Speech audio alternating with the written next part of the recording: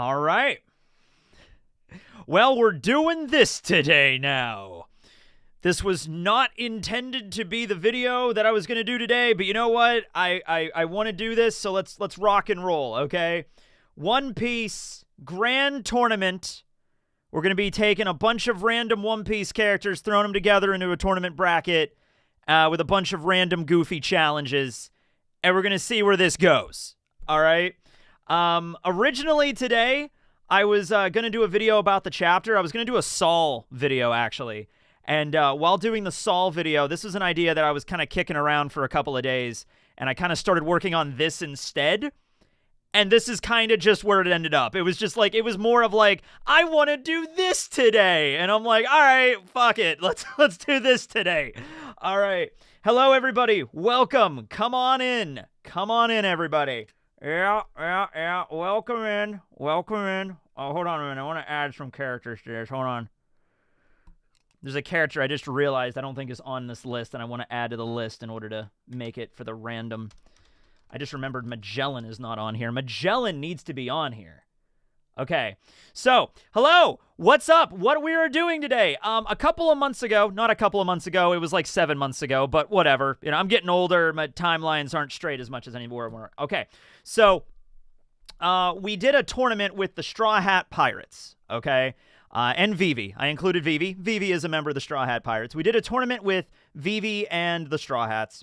And we just basically did a bunch of random challenges with them. And it was a lot of fun. A lot of discussions back and forth. Some were easy competitions. I remember one was like they were in the Hunger Games. Another one was Robin and Zoro on who would win the Game of Thrones. That was a really good discussion. So I was watching that one a few days ago. I was rewatching that stream, and I'm like, man, I want to do another tournament except with way more One Piece characters. So let's do that, okay? So we're going to be doing that today. We're going to pick random characters from a giant list of a bunch of characters from One Piece. There's like around 100. A lot of them are like main characters or like, you know, prominent characters in an arc. I didn't put any like joke characters on there like Sam or Ike, you know, those characters. So we're going to do some random selections there. There's going to be 12 participants in the tournament. This tournament is going to be a double elimination bracket just like last time. So even if somebody loses, they're not out of the tournament for good. A couple of other things about this. Last time we did this, we had this thing where if we didn't like the competition that they were going to be in, we would do a reroll, and I think we relied on that too much. It was like, we don't like that one, let's do a reroll. We don't like that, let's do a reroll. Not going to do that this time. Whatever competition they get, they got to try the best at that competition. We have to come to a conclusion. The only time I will reroll for one of the challenges is if both characters end up dying in the middle of the competition or it is a straight up draw. Some of these draws are not even going to be possible considering what the challenges are. Others, it might be argued that you could have a draw, so maybe we could do another one. But that's it. I have a giant list. Oh, you know, people are suggesting the Gorosei. I don't think the Gorosei are on the list. Do you want me to add the Gorosei to the list? That doesn't mean they're going to be picked, but they're going to be on the giant list to be randomly selected. I think the Gorosei, after their showing at Egghead, deserve to at least be on the list. All right, I'll do that. I'll add it. All right, Jay Garcia Saturn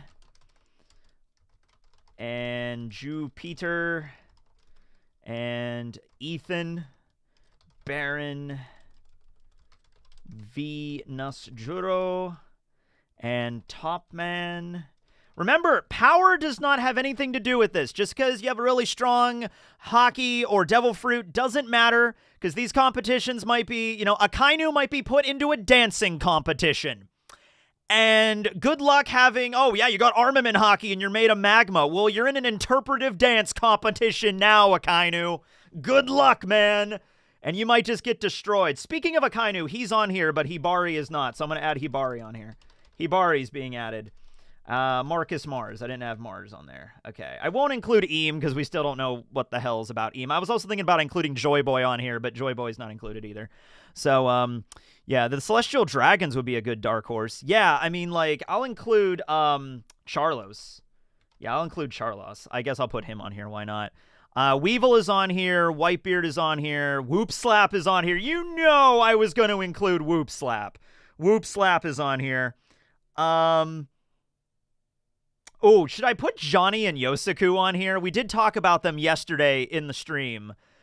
Should I put Johnny and Yosaku on here together, like they get to team up? Maybe that'll be their advantage. They're the only people on here that get to do the challenge together.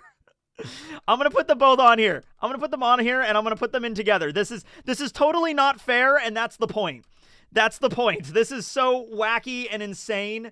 Johnny and Yosaku are on here, and they are together, and whatever challenge they get, they do together. Hey, some of these might actually help them if they're together. Some of them might be a detriment if they have to do it together.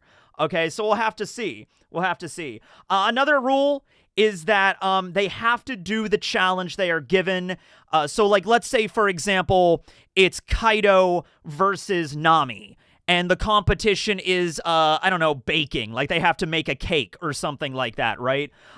You know, you could just argue, well, Kaido could just use his Conqueror's Haki and, like, or Armament Haki and, like, knock out or kill Nami, and then he wins because she's dead. It's like, no, that's not how this works. We're not doing that. They have to make the cake if that's the competition. You can't, like Boa Hancock just petrifies the opponent and then wins by default. Like, nope, we're not doing that. That's not how this works. It's not how this works. What tournament is it this time? It's just going to be Kaido clears the cake baking competition. By the way, so there is a little bit of an exception to the random rule. So you may have noticed the thumbnail had Boa and Kaido on it.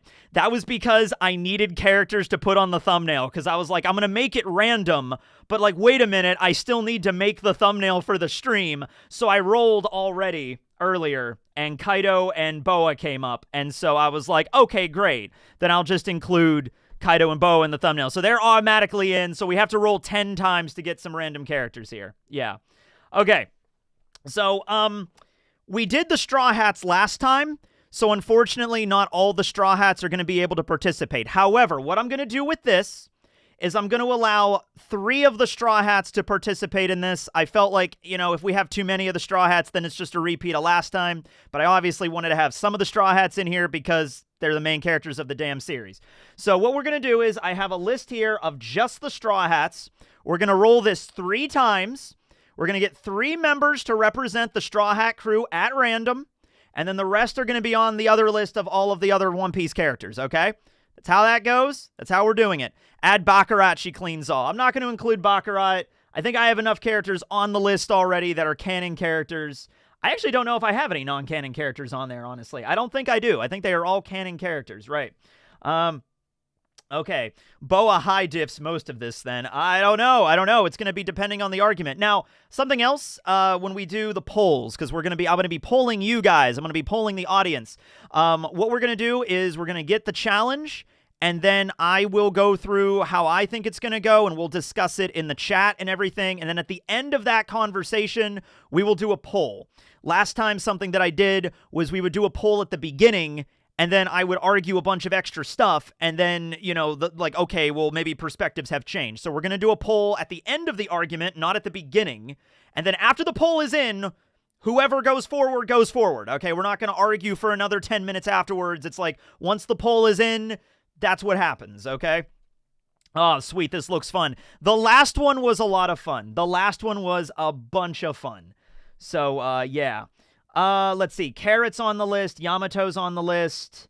Monet is not on the list. Gerd is not on the list. Moda is not on the list. King is on the list. Kuma's on the list. I'm just going to keep the list the way it is now because we got to get moving. Because the last one was like 3.5 hours, and this was already 10 minutes into this. Okay. So we're going to roll for the Straw Hats. We're going to pick 3 of them. Who is the first Straw Hat that's going to be in this tournament? We got Brook. Brook is going to be added to the roster. I'm going to randomize these, so I'm just going to plug in Brook right here on number 1, but we're going to randomize the order of which they're in, so this is not the permanent order, so don't worry about that. All right. Brook has joined the tournament, which is good because he made it to the last round last time. I can't remember if Brook won or Sanji won. I think Sanji won because the last competition I remember was a silent competition, like who could be quiet the longest between Brook and Sanji, and I think the argument was Brook never shuts up, so Brook lost, I think. So, yes, Brook is our first competitor from the Straw Hats. Who is the next one? Nami! Okay, Nami is also joining. All right, so I'm going to put her here. It doesn't matter. I'll put her as Team 9, but we're going to randomize this anyway. All right, Nami and Brook are joining in. Meanwhile, back there, I can imagine at this point, Sanji and Zoro and Luffy, they're all holding, they're drawing straws to see who goes. And just like, oh, come on, I want to go in the fight. I want to fight. All right. We got Nami and Brook, though. Okay, who's going to be the last member of the Straw Hats to represent the crew? I kind of hope it isn't, like, the Monster Trio just for the sake of, like, you know, because Zoro's crazy strong, Luffy's crazy strong, but Kaido's on this, and he's crazy strong, too. But, yeah. And strength doesn't really matter, as we know. There are some strength-based competitions on this. I think there's, like, a tug-of-war competition, which is pretty self-explanatory, you know. So that's how it is. All right, last one picked. Who are we going to get? Zoro. Okay, you know, I think that's a good representation of the Straw Hat crew. We got Brook, we got Nami, and we got Zoro. Okay, I think that's good. I think we'll be all right with that. No, we don't want to start the tournament yet. We're not ready to start the tournament yet. All right, we'll put Zoro in right here. Okay, there's Zoro. Okay, so we got Zoro. Those are the representations of the Straw Hat crew. Nami is very versatile. That's true. Brook, I think, is also very versatile for being a skeleton and all. All right, but that was the Straw Hat members. And Zoro, you know, he's like a samurai. He's a swordsman. If it's anything that involves the sense of direction, like we had the Amazing Race last time, and I think it was Zoro versus Chopper in the Amazing Race. And it was so funny. You know. All right. Okay.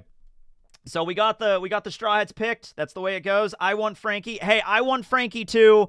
But there's so many characters in One Piece, we can't have them all representing, you know, the Straw Hat crew. We had a whole tournament for that last time. You go watch the other one. In fact, I just made a tournament playlist for my channel that has all the tournaments. So we did the tournament for the charity stream last year, and then the tournament that we just did with the Straw Hats this year. So there you go. Zoro isn't versatile. Okay, well, we'll see what the competition is. We'll see. Drinking contest is on here. Drinking contest is here. So, yeah. I'm also going to include Boa Hancock, and there's also Kaido, because we had Kaido that kind of had to be in there just because of the thumbnail. You know, all right. So, we'll see if this hurts him. We'll see if it hurts him or not. I don't know. All right. Now we're going to go to this other list of characters. So, how many do we have left here? So, we have 1, 2, 3, 4... 5. We have 5 people already selected, so we need 7 more. We got 7 openings. All right? Doflamingo should be on this list. Yeah, Doflamingo is on this list. Okay, he's way at the top. Okay, here we go. Drake. Why did I put Drake on here? Drake, what are you doing on here? Oh my god, the One Piece Grand Bout! Oh my god, Diaz Drake! Oh everybody, look out for Diaz Drake! The guy that everybody loves! Oh man, okay, I mean, I put it on there, so, you know, Diaz Drake, here we go. Drake. Congratulations, Drake. Who out here is really hoping that Drake wins it all? Screw you, you're lying. Nobody wants Diaz Drake to win this. Nobody's like, woo, Drake, yeah, woo. Diaz fake. I swear to Christ, if Drake wins this. If Drake ends up winning the whole damn enchilada, I swear to God. Oh, I'm going to be trying to put Diaz Drake down as much as humanly possible. No. I'm going to try to be as non-biased as possible. I'm going to try to be non-biased as possible. But all right, all right, okay, fine. Diaz Drake is on here. All right, fine, okay. We only got 6 slots left, all right? He was a supernova, so I just put all the supernovas on here because, like, all right, I'm not going to not include one of the supernovas. Hope Hawkins is on here. Yeah, all of the super rookies are on here. All right, can we get... Okay, whatever. Drake gets, like, a special clearance. He's like, oh, okay, I guess I'm part of this. Go ahead, Drake. Okay, fine. You know, Drake's the one that wins the competition, like, the competition to be in the competition. Like, they did a radio show giveaway, and he just happened to win it. You know, there you go. Fine, who's next? Karasu. Okay. Oh, wait, whoa, okay, hold on a minute. Karasu is versatile as fuck. Karasu has a Logia that is arguably one of the best Logias in the series. Karasu is actually really cool. He does have his shortcomings, though. He's a very quiet individual. He doesn't talk very loudly. Yes. All right. $200 on Kaido. Let's go, Drake! Karasu, I'm actually kind of excited for. Karasu with the soot fruit could do some weird stuff, okay? Does Karasu remember to turn his mic on? Ooh, we might have to roll for that. So I also have a D20, and I have a coin to flip in case we need any of that. We need any random luck rolls or anything just to see how that goes. So I have a dice and I have a coin just in case we need that. All right, Karasu and Drake, that's fine. That's all well and good, but can we get some more... You know, can we get some, like, who do we got? Who do we got next? Where'd my mouse go? Okay, there we go. Who's on deck next? Okay, we got a member of the Gorosei. We got Topman. Topman Warkery. He can turn into a giant boar. He's Topman. All right. He's a member of the Gorosei. Hey, he's not dead. Hey, he made it. Hey, he survived. You know, Eam didn't kill him. All right, we got Gorbachev. We got Gorbachev. Here he is. Okay. You know, and turning into the giant yokai monster, that might actually not do anything, you know? Topman is not versatile. Yeah. Well, I'm at least glad one of the Gorosei is represented here. All right. How many spots do we have left? We have 4 more spots left. Okay. Who's next? Koby! Okay. All right. Koby's on here. Okay, cool. I'm okay with Koby being on here. I'm happy with Koby being on here. Koby's a versatile fella. He can punch things. He can run. There we go. There we go, buddy. All the admirals are on here, too. Yep. Topman tops 1 billion berries on him. Hero of the Marines, Koby. Koby's had a lot of stuff going on right now, you know, in the anime. So, yeah. Okay. All right. Who's next? Bartolomeo! Okay, now it's a party. Now it's a party, ladies and gentlemen. Whew. Those first couple of choices were like, whatever, but oh, it's a party now when Bartolomeo's here. Bartolomeo has the highest, like, defensive capabilities in the story. So, and he's actually very versatile. He can mold his barriers into basically any, like, geometric shape that he wants. So he could do some cool stuff with that, you know? Yeah, man.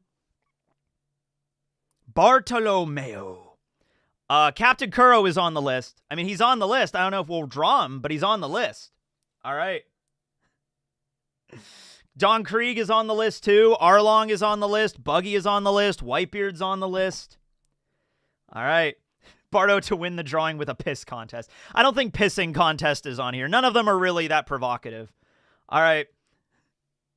Dude can make a boat out of his barriers. That can go a long way. Koala is on the list. All the revolutionaries are on the list. Although it seems like Karasu is the one representing the revolutionaries. So that's how that goes. All right, we got 2 slots left. Who's next? Katakuri! Okay, Katakuri. You know, this is shaping up to be interesting. We got a nice, diverse cast of characters there. I'll just put Katakuri. That's fine. I'll put Charlotte Katakuri. That's fine. Charlotte Katakuri. Mochi fruit, very versatile, and future sight Haki. The future sight Haki might be the deciding factor. Might be the deciding factor there.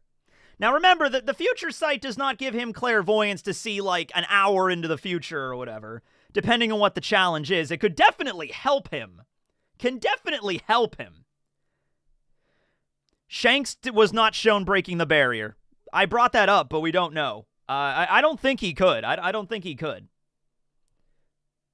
Unironically, super based list of competitors so far. Yes, how do you guys feel about our list of competitors so far? How do you feel about all this? Other commentators, how are we feeling about this today? Well, I'll tell you what right now. Barry, what do you feel about this? Well, it's shaping up to be a great competition, Tekking. I'll tell you what. All right, we got one more competition. One more competitor for the competition. One last one. Who's it gonna be? Who's it gonna be, ladies and gentlemen? The last person on the list. Aokiji. Okay, we got Aokiji. All right, neat. Well, actually, he's Kuzan right now. I'll just put on Kuzan. There we go. All right, there we go. All right. So, I think this is a pretty good list we got here. We got Brook, Zoro, Boa, Kaido, Drake, Karasu, Topman, Warcree, Koby, Nami, Bartolomeo, Charlotte Katakuri, and Kuzan. Yeah. I think this is pretty good. We should only have one straw hat. Nah, well, that's not how we're doing it. We already got it. We already got the list locked in. This is what we're working with here. We could definitely do this again another day, and we could do another randomized list. There's no shortage of One Piece characters, everybody. We can't include everybody on the tournament. I can't have a tournament with like 70 participants. I'll be here way too long. I want this to be over at a reasonable amount of time, you know? So this is what we got. This is what we got. Place your bets right now. Drake stole the invitation. Oh, man. Hey, we got Nami and we got Boa when it comes to best girls. So, like, I think we can't really argue with that. We got Boa and we got Nami. I mean, come on. I'm a little upset Frankie and Robin are not here, to be honest with you. But, like, this is what we have. This is what we have to work with, okay? Oh, man. Okay, and we got the nice thumbnail characters, yeah. Honestly, I might be betting on Bartolomeo on this one, to be straight up with you. I think Bartolomeo has a solid chance of winning this. Okay? Depends on what the competitions are. Okay, so now I'm going to randomize this to see who's going to fight who. I'm actually going to roll this D20, and whatever number comes up, I'm going to hit the random button that many times. We're going to do a lot of random stuff today. Rolling the D20. Okay, we got 10. Got a 10. So I'm going to click this random button 10 times. And here we go. 1, 2, 3, 4, 5, 6, 7, 8, 9, and 10. All right, so this is our matchup. The first battle is going to be Kaido versus Koby. Oh, man, Koby. You just... Wow. He drew the short stick on that one. Holy shit. Koby versus Kaido, first round. Oh, Koby. Oh, man, that's rough. Hey, Teching, been watching your channel for a while. I want to say you're rad as hell. I think you like the TTRPG system, City of Mist. I've heard of City of Mist. Glad to catch you live. I got to check that out. Oh, man, Koby's got this, everybody. Koby's got this. All right, well, we're going to be starting the tournament. So, how do I start the tournament here? I just did it by accident earlier. Hey, we can start the tournament. Edit info for this. By clicking the start tournament. Oh, it's right over here. Okay, here we go. Starting the tournament. All right, there we go. All right, so our first matchup is going to be Kaido of the 100 Beasts, Yonko, Pirate Extraordinaire, against Koby, Captain in the Marines, the Hero. All right. So now we're going to roll over to the random competition selector. We got quite a few of them. We got about 100. Last time I was just pulling them out of a deck of cards. This time I actually have the random selector to help us out here. If it's a drinking contest, Kaido wins. Some of these might be really easy to decide. Some of them might not. Once again, I'm not going to re-roll unless it's a situation where it's an absolute draw or they both die. I'm not really seeing that happening between these two characters, but we'll see. Always bet on Kaido. Always bet on Kaido. All right. Would love to see a tier list on the Charlotte family or pirate captains. That could be fun. We could do a Charlotte family tier list sometimes. There's a lot of characters there. Okay. Here we go, ladies and gentlemen. What are they going to be doing?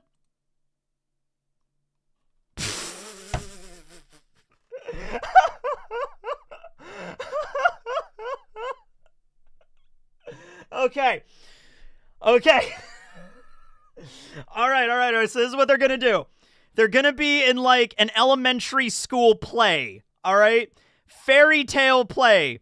Each character is assigned a fairy tale role and must act it out convincingly in a scene. This actually works perfectly because Kaido is a dragon and Koby is a hero.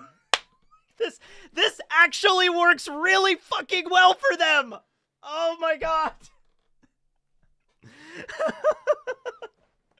Okay, so let's argue this, okay? So they're in like a really shitty like elementary school play production, and it's like the main character is Koby, obviously. He's dressed up as a knight in shining armor. He's got a crappy, he's wearing a knight in Dollar Tree plastic armor. He's got a plastic foam sword.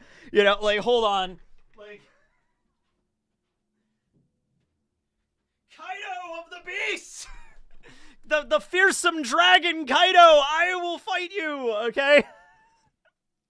Is there an audience? Well, of course there is an audience. There's, of course, an audience. Yes.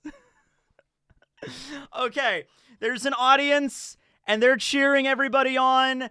And then Kaido is there, and he is the dragon. He can either turn into the dragon, or he's in just his human form wearing a shitty dragon costume, which I actually find more funny, you know? Like, he's not... Is Kaido drunk? We're gonna have to... Okay, I think it's pretty fair to say that Kaido being drunk is a coin flip chance. I think it's a good 50-50 shot whether or not Kaido is drunk. So we're going to leave that up to the coin, all right? Heads, Kaido is drunk off his ass. Tails is he managed to stay sober through dress rehearsal, okay? Here we go. It's heads. Kaido is wasted. Kaido is wasted off of his ass. All right. Oh, man. Oh, man. Which might make this play more entertaining or less entertaining. I don't really know. I think Koby's kind of got this. Koby's going to learn his lines. He's going to be, you know, playing this for all the kids and all their parents in the audience and everything like that. You know, the extras on the stage are dressed like trees and bushes and random townsfolk. And Kaido walks in here and he's so drunk. He's so wasted. Yeah, if Kaido's wasted, it's 50-50, yeah. But the challenge is who is the most convincing in a scene, okay? It's not like Kaido destroys the stage. That's not good. That ruins the play then, all right, if he does that, okay? So Koby's going to learn his lines. He's going to rehearse like crazy. He's going to make sure to be perfectly on point on opening night. Kaido is going to be at the bar 5 minutes before production, like before curtain call, and he's going to be like, oh my God, where is Kaido? Where is the dragon? He stumbles, shut up, I'm here. I fucking do the play, God damn it, let's do it. You know? Oh my God. Okay. All right.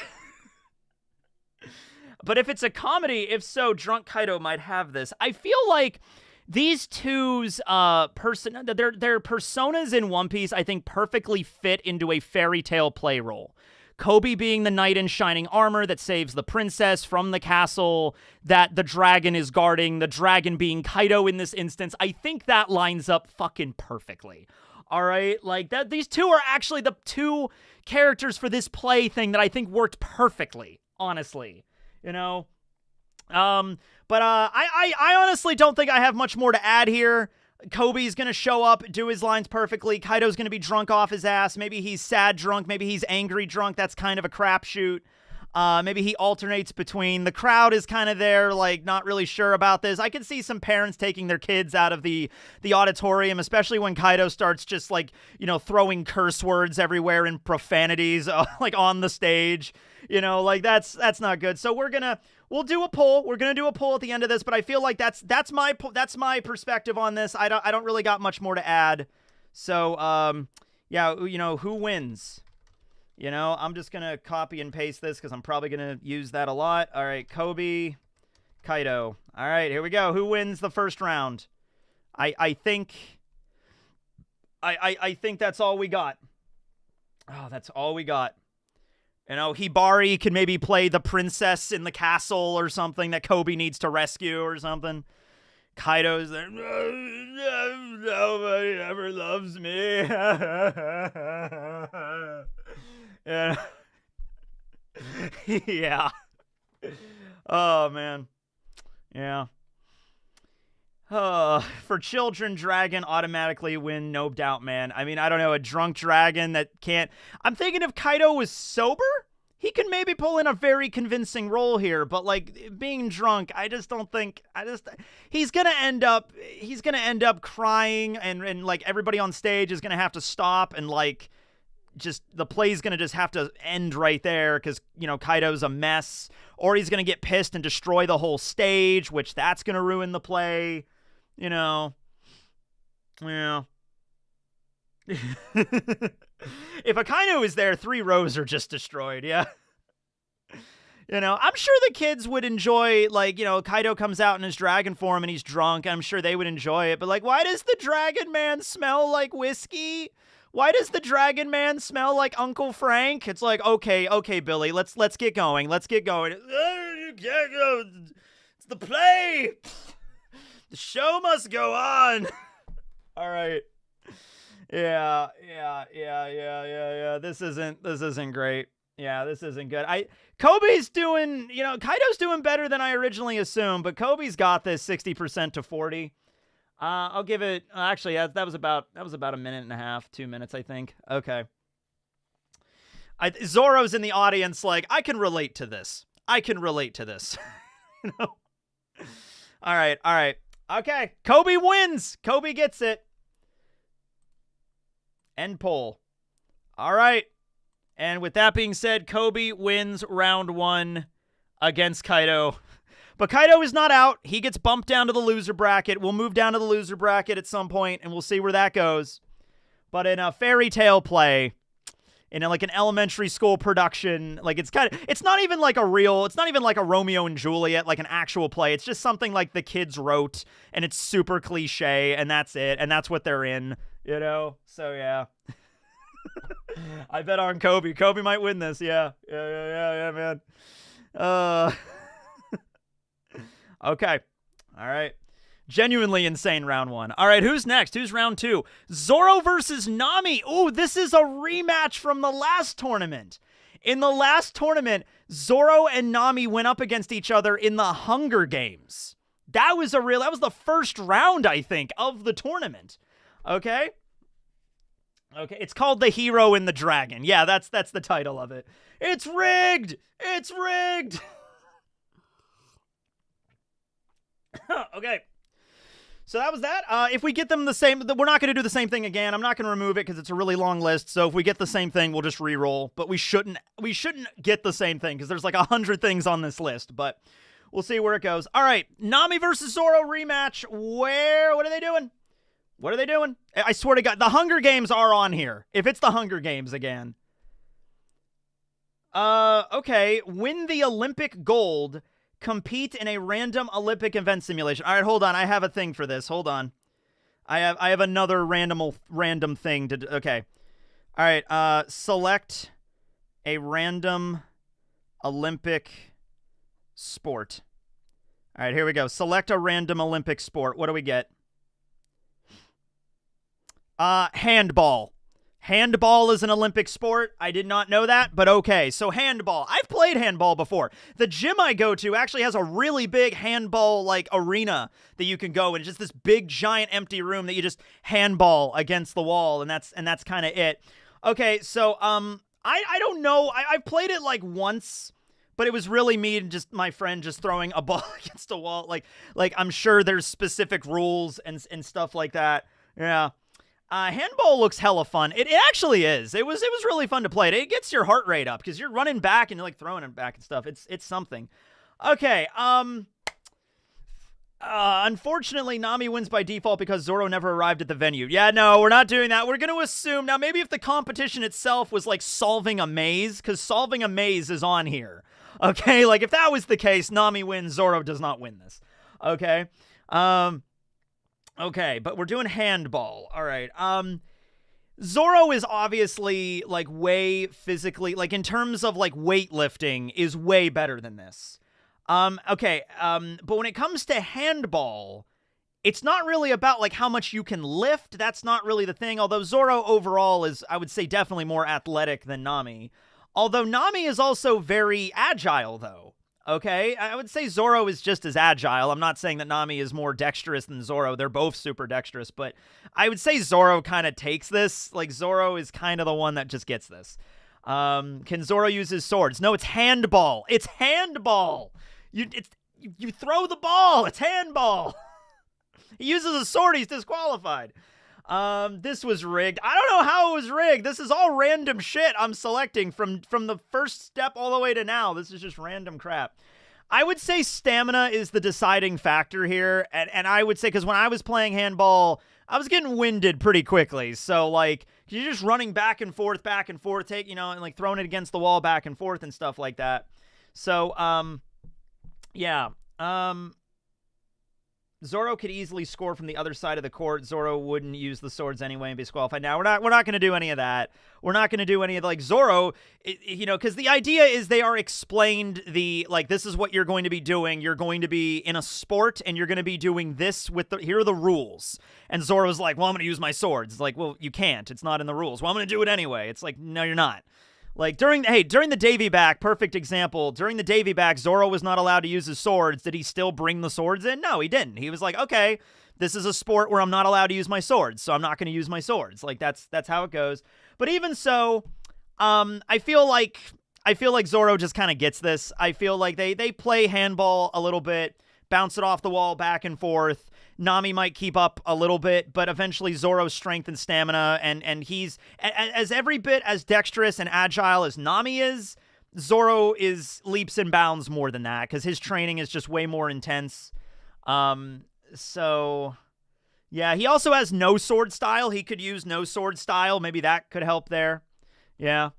Yeah, Zoro is not attached to his swords. He can put down his swords and, not use them in a competition. He's done it before. I really have no other argument for this one. If anybody else is has played handball competitively, let me know. Yeah, but I think I'm just going to go to the poll on this one. This is one of the ones that I think is just there. But, it doesn't matter. Nami has another chance. And it could have been something that Nami could have just swept with. So, Zoro and Nami. Okay, here we go. Just a game of handball in an Olympic sport. Yeah. Yeah, Zoro is, there's nothing, there's really not an argument I can make for Nami here. She can't use the climb attack because that's not how you play handball. 0-2 rigged! That was very one-sided. Yep, it's very one-sided, and that's what some of these are. This is not a fair tournament in any stretch of the imagination. And that's where the fun comes from to me. Yep. All right, but it's 83% Zoro. I don't think I don't think there's much more to this. I think we're just we're there. Okay. Yeah, Nami is physically much weaker than Zoro. That's just true, the way that it works in the story. Like, Zoro, in terms of like in stamina, like actual speed, as in running, he can run faster than Nami. He can last longer than Nami. He's, physically, lifts way more weight than Nami could. Like, his reflexes are better. Like, there's really not much argument I can make here. Okay, 83% for Zoro. It seems like everybody seems to agree on that one. That was a Zoro sweep. All right. That's how that goes. Zoro and Nami. Sorry, Nami, but you will go down below. I don't think you have to fight Kaido next. No, you're going to go down to the slot below that. All right, so there's the loser bracket right there. Okay. Nami is athletic. Don't get me wrong, but up against Zoro, it's not going to work. It's not going to work right. I'm not even saying that there's certain, competitions involving sports and athletics that maybe Nami might have the edge on Zoro, but not this one. Yeah, not this one. Yeah. All right. Who's next? What do we got next? We got round 3. That'll be Diaz Drake versus Bartolomeo. All right. So what has Drake got on his side? Drake can turn into an Allosaur. Yep. And Bartolomeo can make indestructible barriers in various shapes and sizes and scales. So I think they have an interesting, diverse move set here. One is a dinosaur and one is Barrier Man. Okay. Here we go. What are they going to be doing? Ooh. Okay, a debate battle. Argue over a given topic and convince the audience.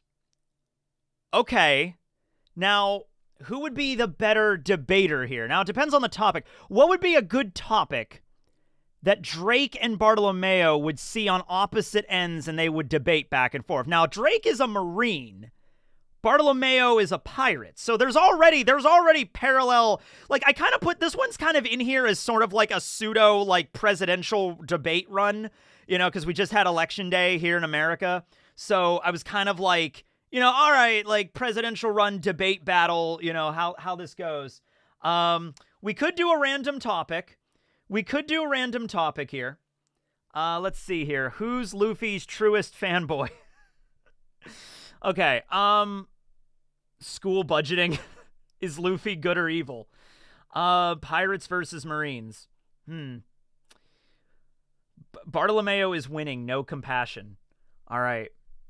I'm wondering if we should roll for a random topic, because that would probably be the simplest way to do this, but how to word it in a way. It can't just be any random topic for our world, because they might not have any perspective on that. You know what I mean? So, yeah.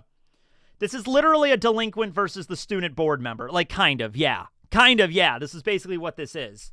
Yeah.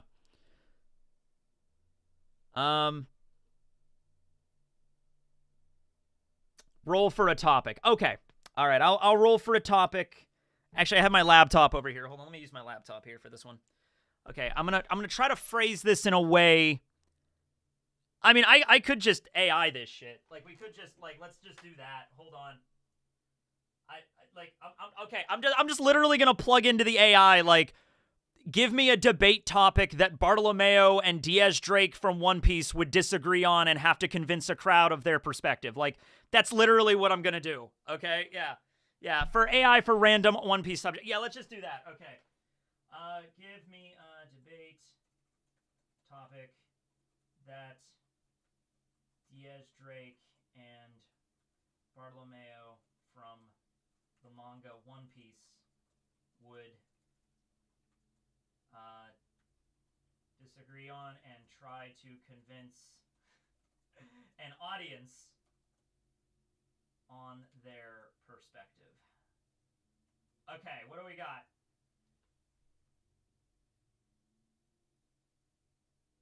Okay, that's a good one. All right. Okay, cool. All right. Okay, so that's a good one. All right, here we go. Hello, everybody, and welcome to the Karate Island Civic Center. Today we have two very interesting personalities that have come all the way from the Grand Line to discuss a particular topic. Today we have Diaz Drake, member of SWORD and former pirate and former Marine. We also have Bartolomeo, who is one of the captains of the Straw Hat Grand Fleet and the leader of the Barto Club pirate crew and the user of the Barrier Nami. Tonight's topic: what defines true pirate glory? Legacy or loyalty? So it's basically like, what defines what defines true pirate glory, you know? And this actually works for both of them because Drake was a pirate and he was also a Marine, okay? So we kind of have that, all right? We have this discussion on, like, what makes a pirate? Can pirates be honorable? Yeah, argument points: power and influence, leaving a mark on history, achievements of legendary pirates, you know, pirate greatness measured by loyalty and respect or measured by power. Like, these are like the kind of a talking points that could exist there. You kind of see this. Drake wins this. Okay.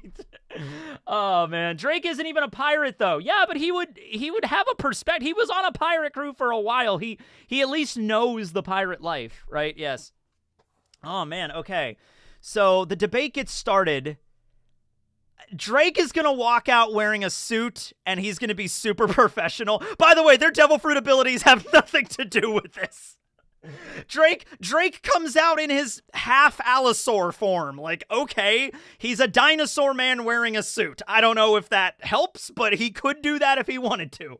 He comes out in a dinosaur form. Bartolomeo, you know, whatever. Okay. So, yeah, Bartolomeo is just going to list Luffy's accomplishments. But he would just be sitting there and be like, I'll tell you what it's like to be a great pirate. Honor and glory and loyalty is my man, Monkey D. Luffy. He's the greatest pirate in the world, and I love him, and I would die for Luffy, and Luffy's amazing, and I love him, and I love his crew, and I'm always going to be loyal to him. And, like, I feel like Bartolomeo is just going to go on a rant about how awesome Luffy is. Like, every single question would be about, like, he would always spin it to be about Luffy. And I feel like over there, Drake would be given like a super erudite, super concise, like discussion on the nature of loyalty and honor and the pirate code and respect. And he would also talk about like the evils of pirates and how there's good pirates and evil pirates in the world and that dichotomy of the world and like, you know, like the search for romance and adventure, but then also the search for just power and oppression. Like, I feel like he would do this whole thing and Bartolomeo would just be fanboying out over the Straw Hats the entire time, you know? Yeah. If he's a dinosaur, he gets 5% more votes. Yeah. There are no judges. It's just who gives the better debate for, I guess, an audience. I guess the entire audience is the judge, you know, which would be like, let's just say it's like a televised debate, like everybody's watching it, you know what I mean, kind of deal. It's like, you know, at the end of any kind of like presidential debate, there's like, I think this person won. Well, I think this person won. You know, there's never, you know, there's not like, it's not like American Idol where they have best 2 out of 3, like Simon Cowell is up there. Sorry, you're ghastly. You know, it's nothing like that. That's not how this debate is. So Drake is in his half dinosaur form, giving this super erudite discussion on pirate loyalty and glory and what that means in like a I don't know, like a fucking, like, I don't know. I don't even know how to describe it really. Like I was going to say like, not psychological, like philosophical, like the philosophical sense of what it means to be a pirate. Right. I think Drake is just smarter than Bartolomeo. He can put together a way better debate strategy, I think here. Yeah. And I started this by saying I didn't want Drake to win this, but like I think Drake kind of has this.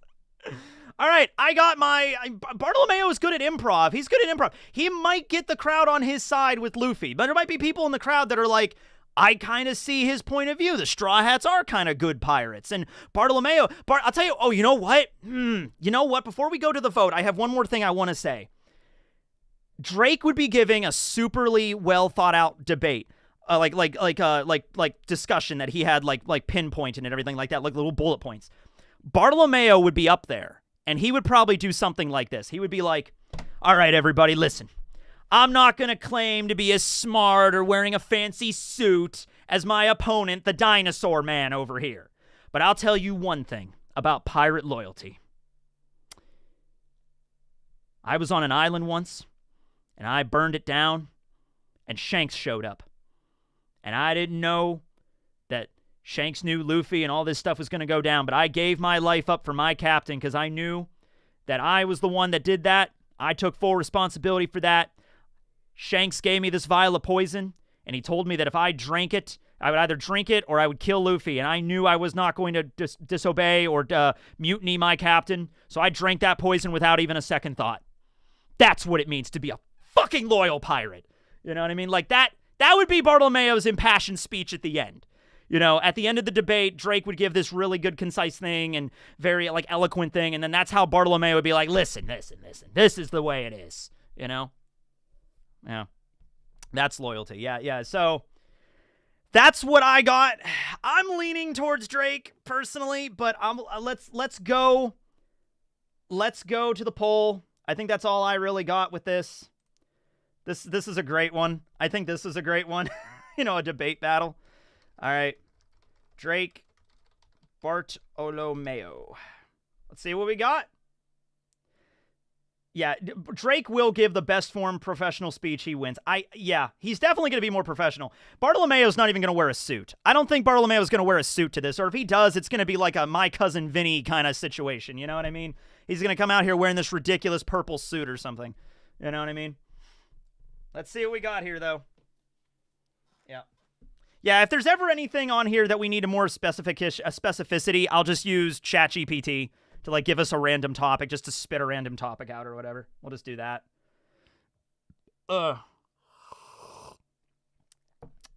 And, you know, we could treat, hey, think about it this way. This is the audience. You guys are the audience. Like, just picture how this debate would go between Bartolomeo and Diaz Drake. You're sitting there in the audience. You're listening to them talk. Drake's up there being a dinosaur wearing a suit.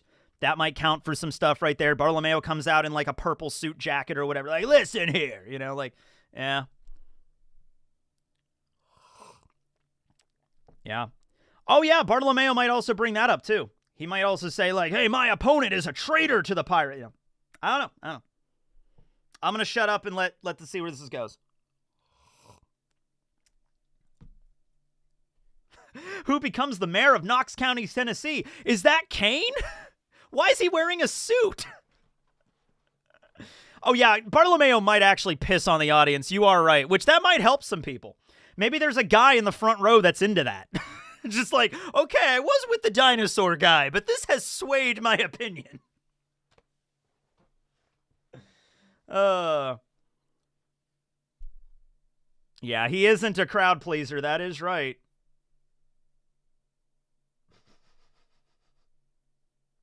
I think even Luffy would vote for Drake. They interview Luffy at the end, like everybody's funneling out of the Civic Center. And then they go up to Luffy to interview him. I'm like, who do you think won the debate tonight, son? It's like, I like the dinosaur guy because he was cool. Like, I didn't understand a damn thing he said, but he was a dinosaur. That was pretty sweet. That would be great. Okay. No, the manga's not on a 2-week break. I was going to do a video about Saul today, but I just wanted to do this instead. I got this idea in my head, and I'm like, why not? Let's do this. I'm having fun. Are you guys having fun? I'm having fun with this shit. All right. But it's closer than I assumed, but it's looking like Drake's winning this. Drake is, I think, coming out ahead of the game on this one. Yep. Drake wins.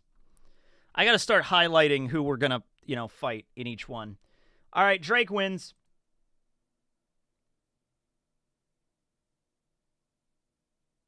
Okay.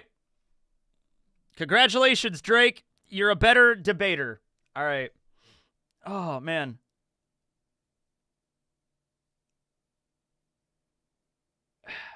Okay. So, wait, there is a break? No, there's no break. There's no break. There's going to be a chapter this week coming up here. Oh, maybe it might be... Oh, is there a break this week? Because there didn't say there was a break last week. Is there a break that came up out of nowhere? Great, now I'm second-guessing it. Hold on, let me check. Now I gotta check. Oh, yeah, no. This is... Oh, breaking news! Breaking news. There will be a sudden 2-week break due to an unknown reason. There is no chapter this week. Oh, shit. Okay. Well, I guess this also did work out. Maybe Oda got sick. Maybe Oda might... I'm thinking Oda might be sick, or maybe somebody in his family maybe passed away. That seems very... That was very, very sudden. So it might be a sudden family emergency or something. Well, I hope he's okay. Yeah, Oda either got sick or something else came up last minute, probably. Well, guess we're going to have to wait and see how that works. That's straight from the subreddit. So, yeah. All right. Well, you heard it here first, folks. There it is. So, I guess it is okay that I'm doing this tournament thing now because we need more time to fill. There we go. Hope he gets better. I hope everything's okay with Oda and his family. Whatever happened, I hope it was no big deal. But if it was, and, you know, thoughts go out to him and his family, hope everything's all right. Okay. Well, anyway, Loki's aura was too strong. All right, so who's next? Who's next on the list? Who do we got? We got Brook versus Karasu. Okay, this is interesting. These are two characters that have, like, never interacted ever. Brook being a walking, talking, rock and roll skeleton, and Karasu is a Logia that's made of soot, and he's a crow. He also has a cool little plague mask that he has a little microphone in it. We can maybe do a flip to see if he remembers to turn on his mic or not, because that's a running gag in the story. This could be good. This could be really good, yeah. Okay, here we go. What are they going to be doing?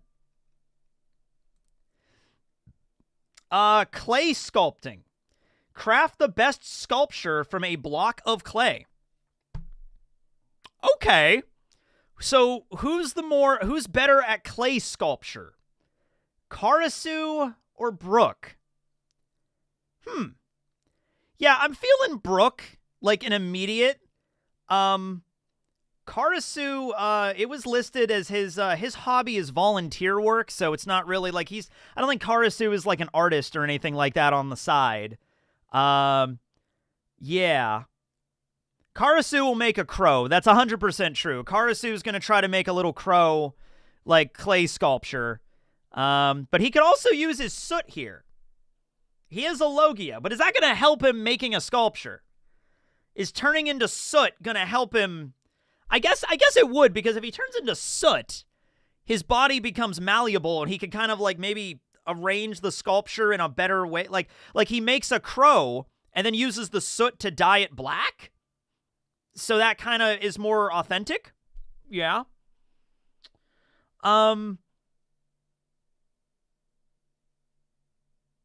Yeah, Brook is going to make Laboon. Yeah. Now listen, I've only done clay sculpting a couple of times in my life. I did it once in elementary school, and I did it again in middle school, and that was it. So I haven't done clay sculpting in, like, 20 years. But the last time I did, I made, like, a little house. I made, like, a Tim Burton Nightmare Before Christmas kind of house. And it turned out, like, whatever. It turned out like a 7th grade teching made it. So, like, whatever.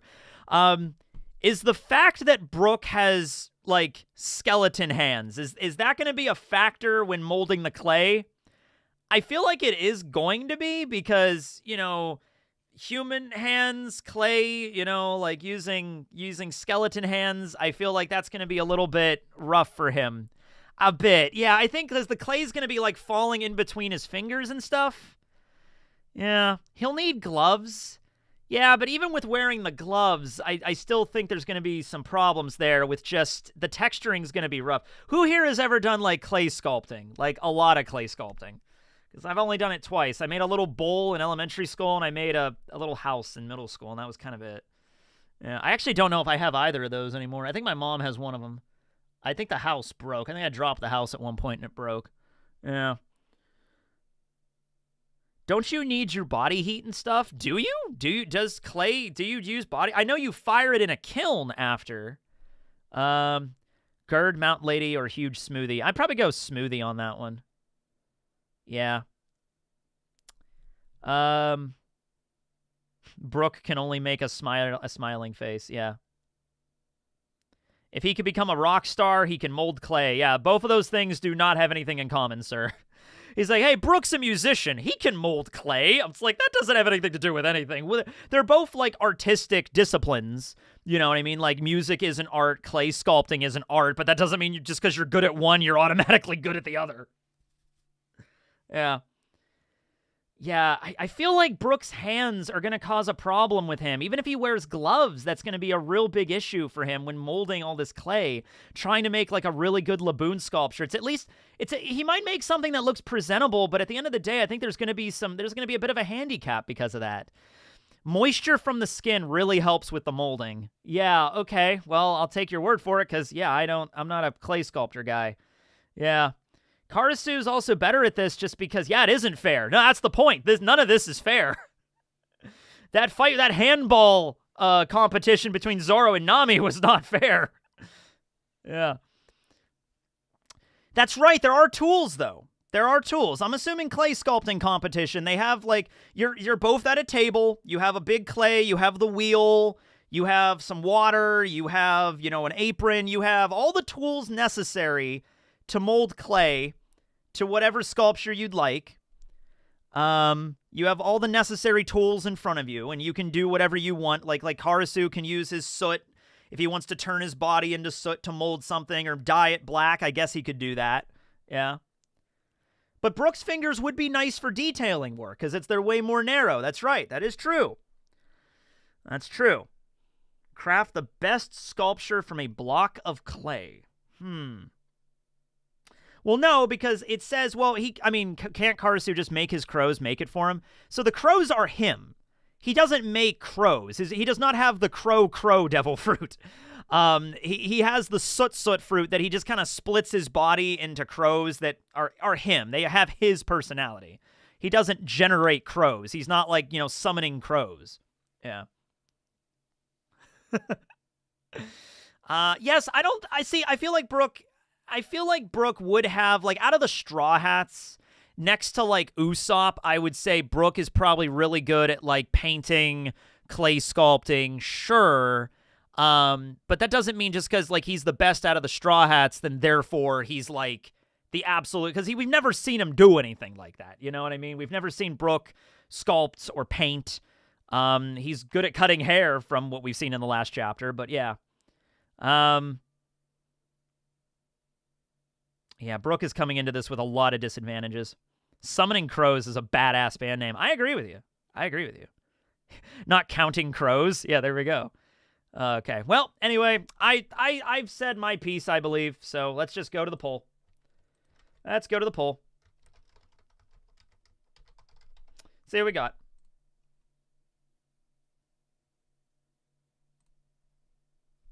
I think this one's going to be a little bit narrow. See where it goes here. Karasu's leading, but give it a sec here. He could be a formidable foe if he... See, this is one competition where Brook being a skeleton actually doesn't really help him that much. There's a lot of times in One Piece where Brook being a skeleton helps him. Like, he doesn't have, like, skin, so... Or he can't get electrocuted or whatever. Like, a lot of this stuff helps him, but, like, in this situation, I just don't think it's working for him. He would try to make a clay sculpture of Laboon, but I think it would be too jagged, and it would have, like, a lot of, like... There would be really... Like, the fine details might be good, but the overall thing would be a little shaky because of his hands. You know? Even using tools. I just think Karasu has way better maneuverability in all this, you know?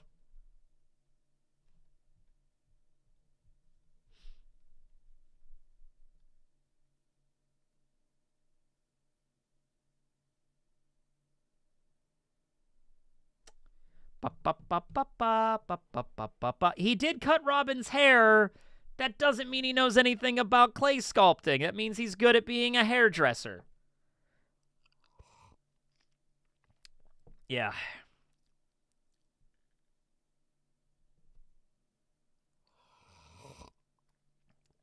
Yeah, being able to mold crows out of soot also helps. He has experience molding things, even if it's his body. Yeah, I mean, like, I would say that, yeah, just being a Logia and having the ability to mold stuff in general, being your own body, I think also kind of gives you a little bit of an advantage on that one, yeah.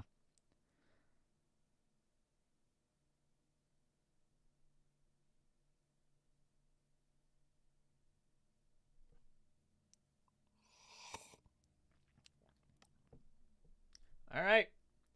It's looking like Karasu's got this. About 60-40. Probably like a Koby Kaido kind of arrangement. All right. Okay, Karasu. Sorry, Brook. Brook goes down to the loser's bracket. All right. Sorry, Brook. Rigged. Rigged competition. Okay. Who's next? Battle number 5. We're not going down to the loser bracket yet. We're up here. Okay. Topman versus Koby. Round 5. Topman Workery of the Gorosei versus Koby of the Marines. Like I said, if it's anything combat-focused, Topman's kind of got this. He could turn into a giant boar. He's immortal, basically. He can heal from any injury. So, yeah.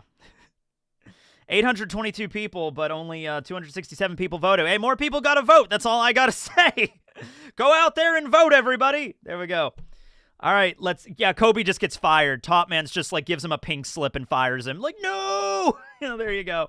All right, let's see what we got here.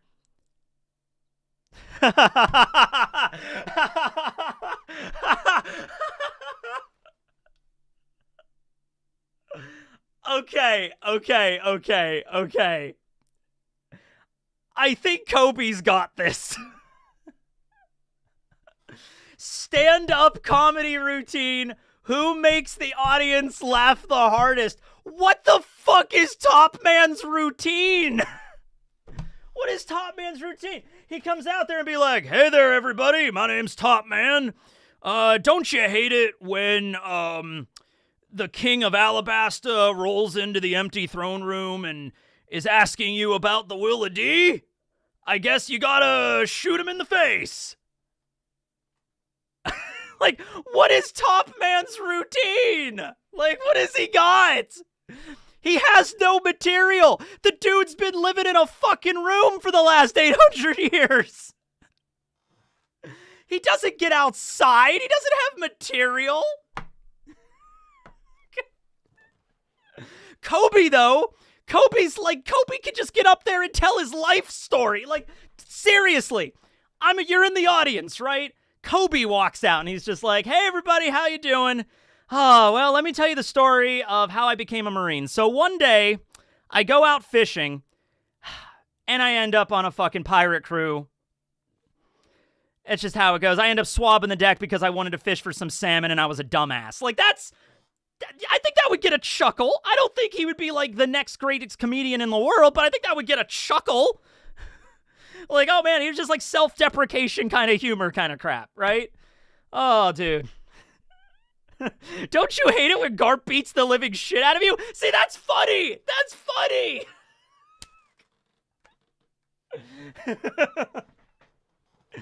Koby would be anxious. He would be. He would be anxious. But I think he would do better than fucking Topman would. Yeah. Oh, man. Oh. You know when your girlfriend's father turns into magma and wants to kill you? Hey, so there's this girl that really likes me. Turns out her dad is the fleet admiral. Oh! Like, there he is. Just telling the story about Alvita would probably get a few yucks from the audience, you know? Okay, Topman does look like Wilford Brimley. He comes out and he's just like, let me tell you about diabetes. Okay, oh, wait a minute. That does kind of throw something in Topman's court. If Topman came out dressed like Wilford Brimley with a big-ass, like belt buckle and a cowboy hat and some boots. All right, I could kind of see that. Topman comes out dressed like Wilford Brimley. And Wilford Brimley, I've seen him on some late-night talk shows before, man, and he did get a laugh out of just very, very dry humor. He was on the Late Late Show with Craig Ferguson a couple of times, and Wilford Brimley, like, there was one time where Craig was asking him, like, so, you like to ride horses over there in Wyoming? Yeah. What kind of horse do you have? A brown one. And then just everybody laughed. It was like the whole audience just broke out laughing. So it's like, all right, that's a very dry sense of humor, but it does work. Yeah. Diabetes. Okay. Oh, dude. Yeah, R.I.P. Wilford Brimley, by the way. Yeah. He also did some jazz. He was part of a jazz trio at one point. Topman is boring. I see what you did there, yeah. All right. I just like, okay, I mean, like, they're at the Chuckle Hut or whatever it's called. They're at the Chuckle Hut Friday nights. It's open mic night. Topman goes up, does his piece. Koby goes up and does his piece. Topman, I just think, might not have any material. And Koby might be nervous. That's what I got. You know, Koby's going to be pretty nervous. But I think Koby, if he just tells the story, I think would be enough to make people laugh. All right. Well, yeah, see, that's interesting. Like, let's say even the other four Gorosei are in the audience and they can communicate with Topman with telepathy, but I don't know if that would help. Yeah, I don't know if that would help. So, like, Mars is just like, talk about birds. People like birds. Topman is like, oh, so you guys like birds? It's like, I just don't think he'd be a boomer. He'd be bumbling all over the place. I just don't think he's gonna work in a freaking stand-up comedy routine, guys. All right, I'll go to the poll. I actually have no idea. Like, I'm gonna say Koby on this one, but yeah, Topman, Workery, Koby. Oh, man. Oh, man, that's... Wow, that takes it. It kind of takes it away a little bit there.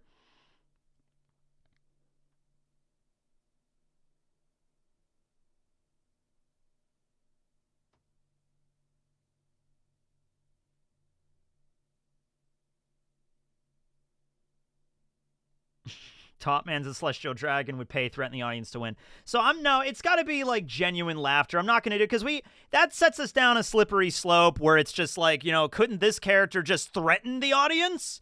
We could have had that with Drake and Bartolomeo, where Drake is like, if I don't win, I'm going to turn into a dinosaur and eat you all. And Bartolomeo's like, if I don't win, I'm going to, make a giant, barrier ball and crush you all. Like, that's like, that kind of reduces we're not doing that. So they're up there, they're doing a comedy routine. It has to be a genuine comedy routine within the boundaries of this. They're not allowed to kill or threaten the audience. I mean, that could be part of the routine, I guess, because some of the comedians do have a routine with that, but, Yeah, Topman steps out. So Fishman, and it's like, oh, no, that's not going to work. Yeah.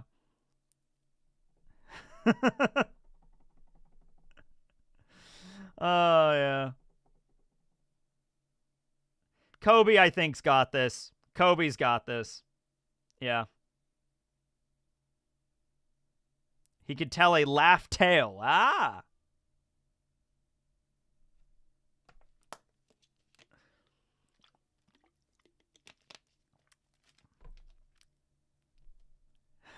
Oh, yeah, we haven't gone to Boa yet. She's up next, actually. Don't you hate it when Eam turns you to dust? Don't you hate it when Eam-sama... Wait, no, Eam-sama, I didn't mean it! Yeah, okay, Koby's got this. Koby's rising through the ranks, everybody. Koby's got this. Way to go, Koby. Way to go, buddy.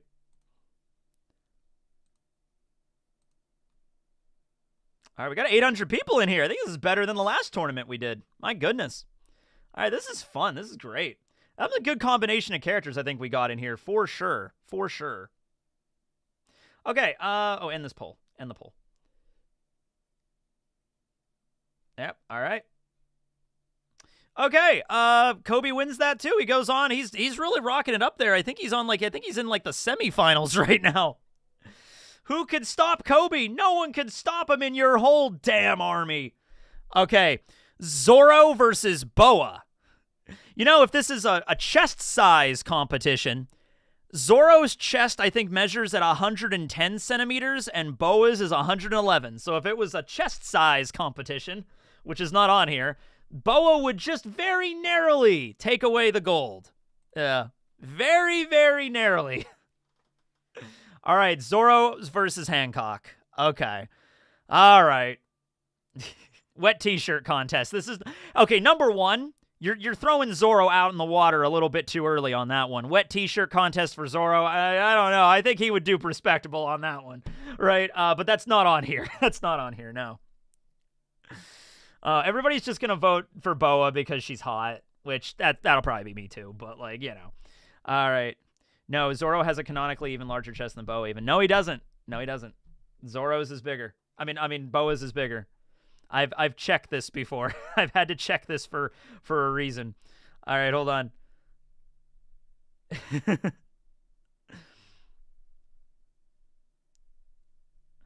Zoro's chest size is 110 centimeters, and I know Boa's is 111 for certain.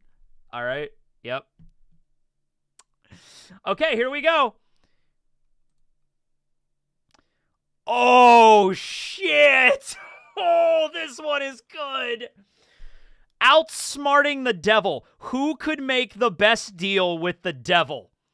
Oh, who's gonna triumph over the devil in a game of wits? Oh, damn, dude. Holy shit. Yeah, I'm leaning towards Boa right for this one. Yeah. Yeah. Zoro has already made a deal with a demon. I mean, kinda. He is the devil, after all. Zoro does have some devil aspects about him, like some demon devil aspects, certainly. I mean, the King of Hell, I mean, it's a sword. It's not the actual King of Hell. It's a sword. But still, yeah. So we're talking like the devil, though. I'm just going to make this really simple for everybody. Like, the devil in the context of, like, you know, the devil that shows up, he's got red skin and you're freaking, what's it called? Like horns sticking out of his head and little pitchfork and everything. He's like, ah, ha, ha, ha, I'm gonna, you know, like, you make a deal with the devil, whoa, ha, ha, ha, kind of stuff, right? All right, yeah. Yeah, like kind of cartoonish devil in Christianity and stuff like that. Yeah. It's Rias Grimmery from High School DxD. You know. No. It's not about who kills the devil. It's about outsmarting the devil in a game of wits, in a deal. Who can make the best deal with the devil. All right? Yeah. So, yeah, it's not as if, like, you know, it's not like Zoro just takes out his sword, cuts him in half. That's not what outsmarting the devil in a game of wits is. Also, he's the devil, so that probably wouldn't even work. Like, Zoro cuts him up in 17 different fucking slices. The devil just reconstitutes himself. It's like, okay, all right, that was fun now. That was great. So here we go. You know, you get out of your system. All right, here we go. You know what I mean? Yeah. Let's see. You can't riz the devil. I feel like you definitely can. I feel like you can. Yeah, so let's try to figure this out here. So making a deal with the devil. So there has to be, by this logic and the conceit of this challenge, there has to be something from the devil that both Zoro and Boa are summoning him to ask for. Because that's what a deal is. It's like, you give me something, I do something in exchange for you. Okay? So the goal is that who gets the better deal here? Who's able to outsmart the devil to get what they want and with little downside? All right, that's the idea. Boa is going to ask to marry Luffy. I think that's probably on point for Boa. I can't really think of anything else. Like, what is Boa's greatest desire in the One Piece story? And that is to marry Luffy. Okay, that is her one and only greatest desire. Okay? So, Boa is going to be summoning the cartoonish devil to make a deal with him to make Luffy fall in love with her. And they can get married together and live happily ever after. That is, I mean, it's pretty fucked up, but that's what Boa's, that's what she wants. She wants to marry Luffy. All right? Like, going to the process of summoning the devil for this. So, you know what I mean? Right, okay. So, then Zoro, what is Zoro's greatest desire in the world? To be the greatest swordsman in the world, right? But would Zoro want the devil to do that for him? Would Zoro ask to bring Kuina back to life? Because I feel like Zoro would not want to be the greatest swordsman in the world just handed to him. I feel like that wouldn't be something he would ask the devil for. I feel like he would ask for something else. So maybe to see Kuina again, or to bring Kuina back from the dead, or something like that. Yeah, I feel like it would probably be something like that. Yeah. I don't think either needs the devil for their goals. Well, in this scenario, they do. In this scenario, they have summoned the devil to help them with this to make a deal. Okay? So, yeah, Zoro wouldn't want to make no deal at all. Well, he has to. In this context, he has to. Something came up. Something happened in Zoro's life where he summoned the devil and he has to make a deal with him. All right? Okay. Zoro also does have a shit ton of luck. That's also really important. Then again, Boa kind of does too. I mean, she was able to escape from a horrible, horrible situation. I mean, I guess, you know, she got into the situation, so if we're talking about, like, the god of luck there, I would say it's more on Zoro's side. But she did manage to escape from a horrible situation and rise to a pretty high position in the world. Yeah. Okay, so let's say getting Kuina back, or at the very least, being able to talk to her one more time.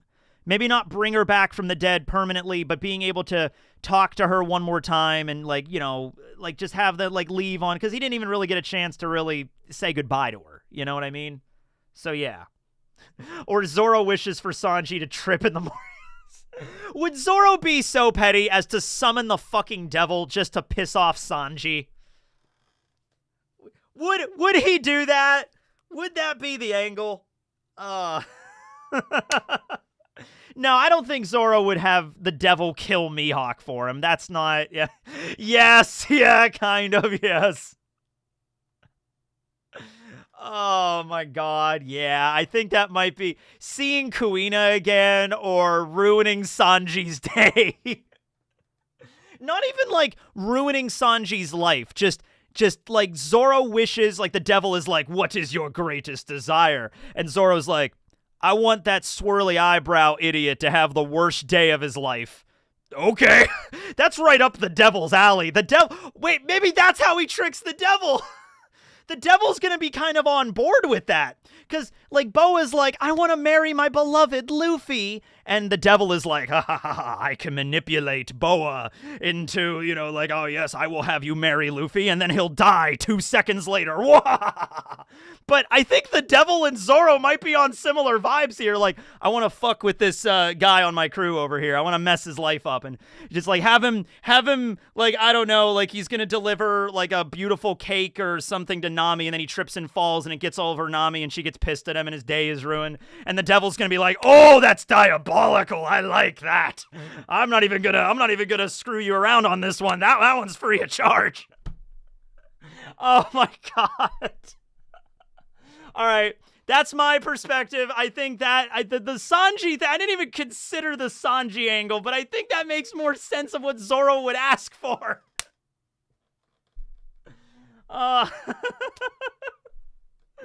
Make Sanji allergic to cigarettes. Like, just something to fuck with him. Not something to permanently hurt him, but something just to mess with him, as I think what Zoro would do. Okay, all right. With that all being said...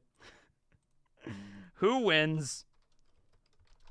Boa or Zoro? Okay. Oh, man. Zoro wins just out of pure, utter pettiness. Oh, dude. Yeah. I think Boa's would be more of like, yeah, like I said, like a stereotypical kind of like love potion type deal.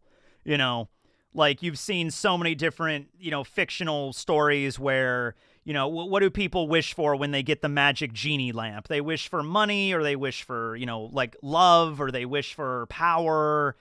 And the devil is used to that shit, man. The devil, that's a dime a dozen. For Boa to ask the devil, like, I want to marry Luffy. I want to marry my beloved.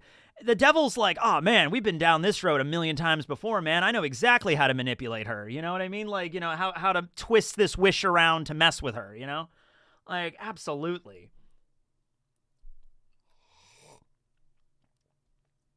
Yeah.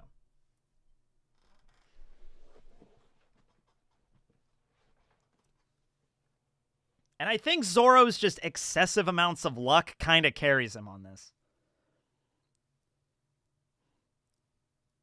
He wishes for maybe Sanji to have the shit sense of direction, and then he gets a good sense of direction. That would be funny. It'd be something petty like that.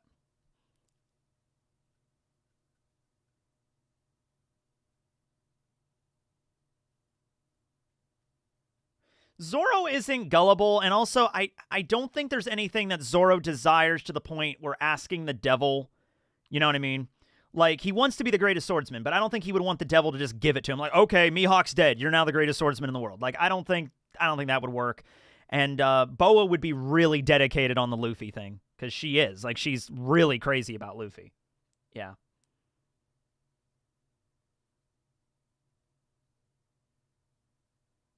Yeah. All right, Zoro wins this. Zoro wins this one. Sorry, Boa. Sorry. Oh, the two women on the list get knocked down to the losers bracket. First shot. I'm sorry, girls. I'm sorry. But Zoro and, you know, Boa, everybody in the chat was already like, let's vote for Boa, everybody. Let's come together and vote for Boa. And it's like, well, wait a minute here. Wait a minute here. I think Zoro's kind of got this one. Yeah. It's a rigged sexist tournament, Tekking. Sorry. Zoro beat both women? Oh my god, that's right! Zoro, please! The allegations! Zoro, please!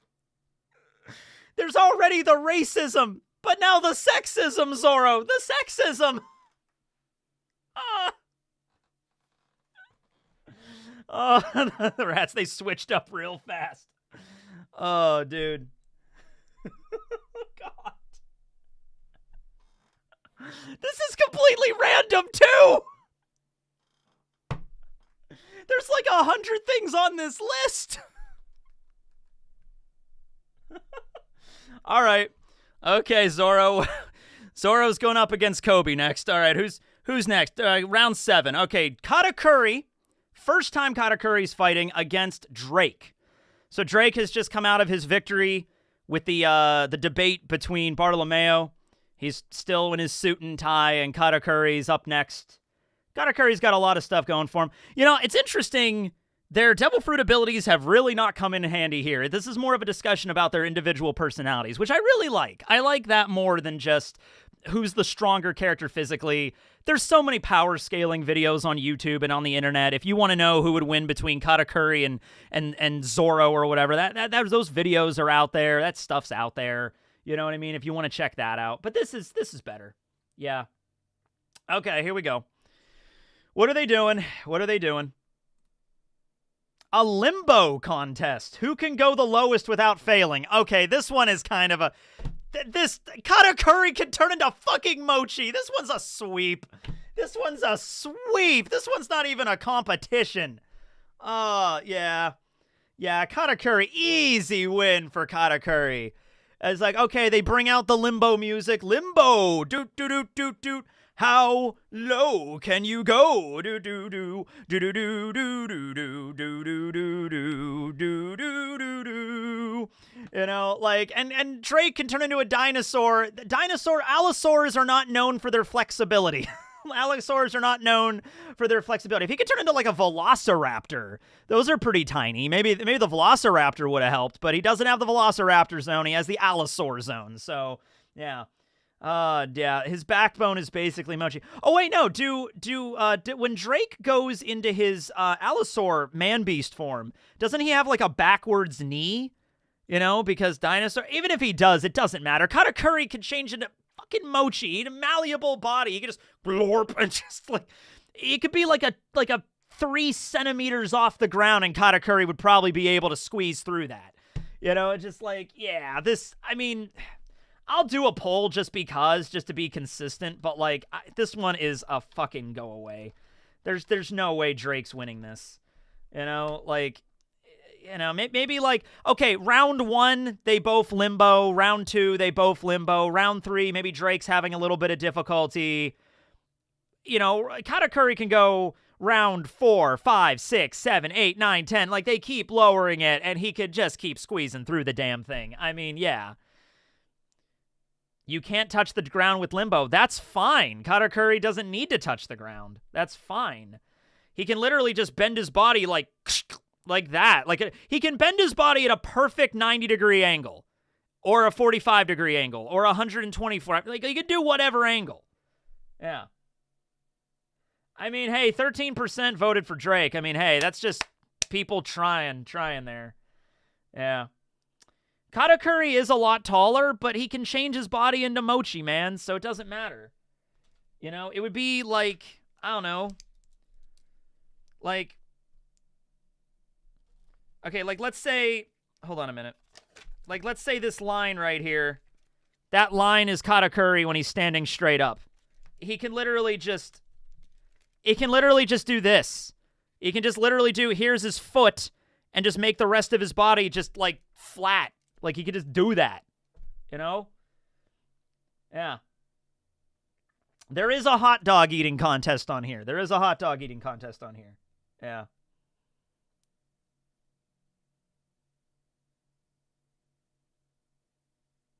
Not even a quarter of the people in here are voting. Use your right to vote. Use your right to vote, ladies and gentlemen. Vote in this poll on who would win Katakuri or Drake in a limbo contest.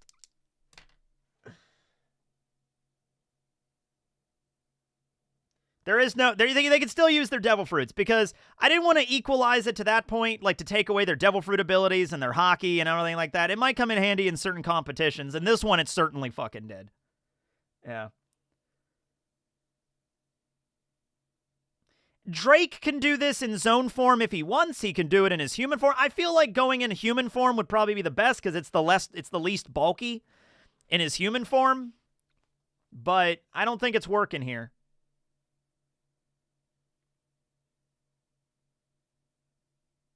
Oh yeah, also Katakuri's whole thing is he never lays on his back, so he'll be like, I will never touch the ground, you know?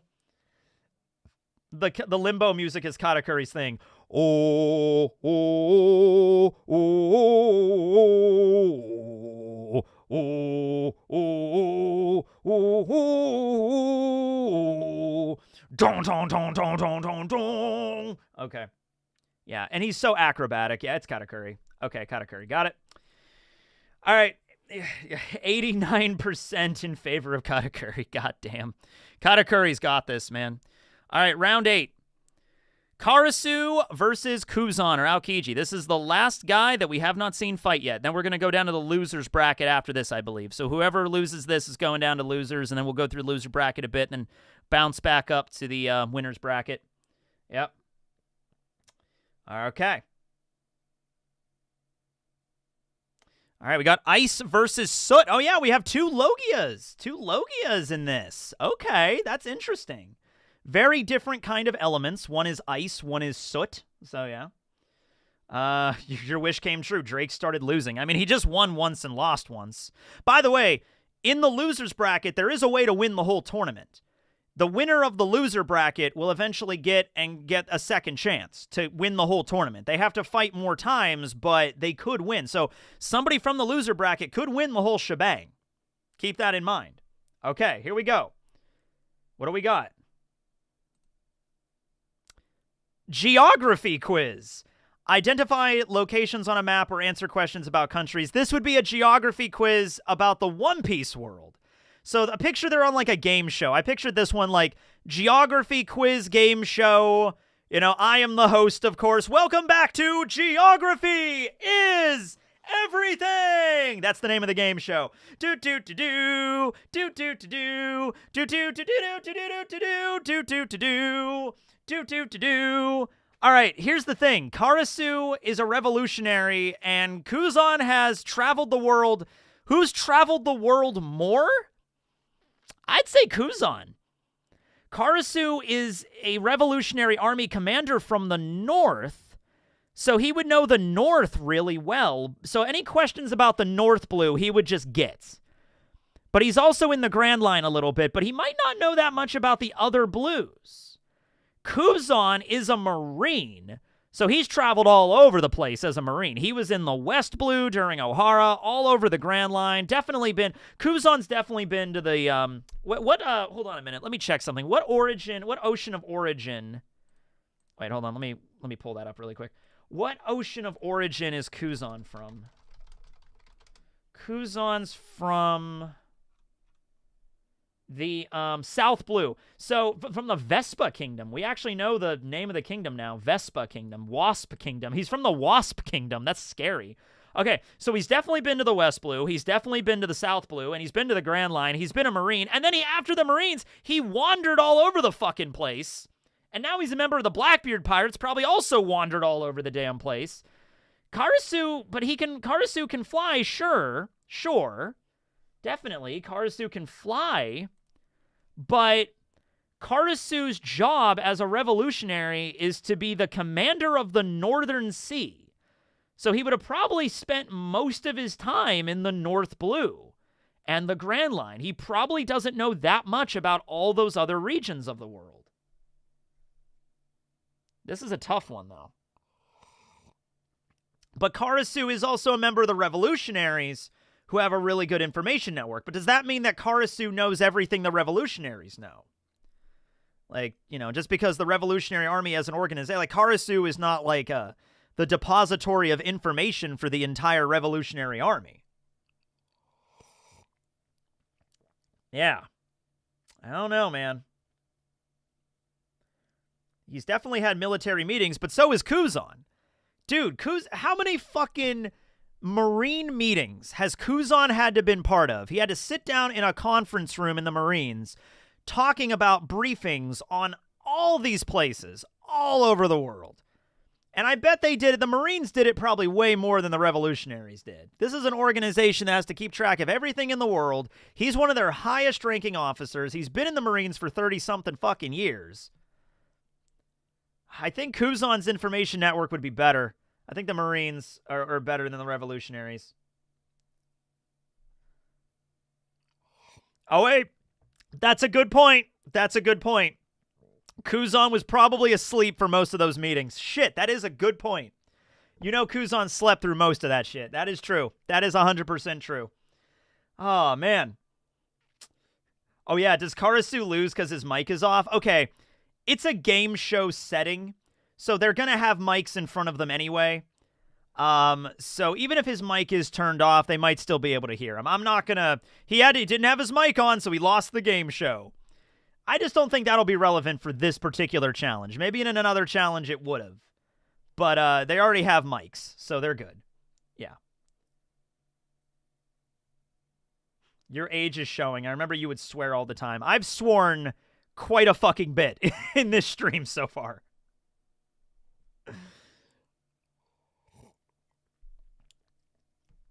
This is a close competition.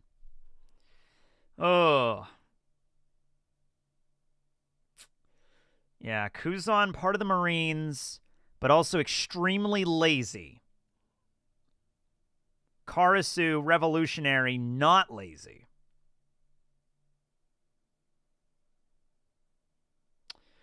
I take so long to make the poll. Well, I give my point and my perspective, and then when I feel like I've used it all up and I don't have much else to say, then I make the poll. And in which case, I think I'm done. This is the first one I honestly can't tell you. I actually don't know. I do not know where the wind's going to be blowing on this one. Here we go. Here we go. Aokiji Karasu. I don't know, man. Let's find out, but I have no idea. This is a pretty close one. But it's a geography quiz, so somebody's got to win. Somebody's got to win this. I don't think a draw is possible here in this game show type setting.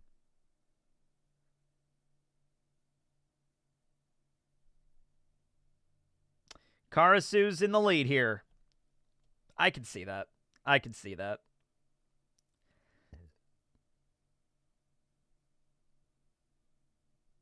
You can't tie in geography. Nope, you either know your shit or you don't.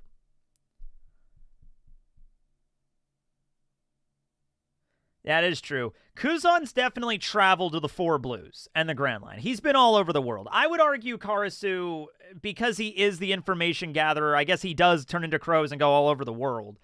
Kuzan's definitely been in the Four Blues too. They've definitely traveled the world, but I just think Karasu, yeah, arguing considering how lazy Aokiji is and how he probably sleeps through most of this information gathering, I'm assuming Karasu would remember it better. Yeah.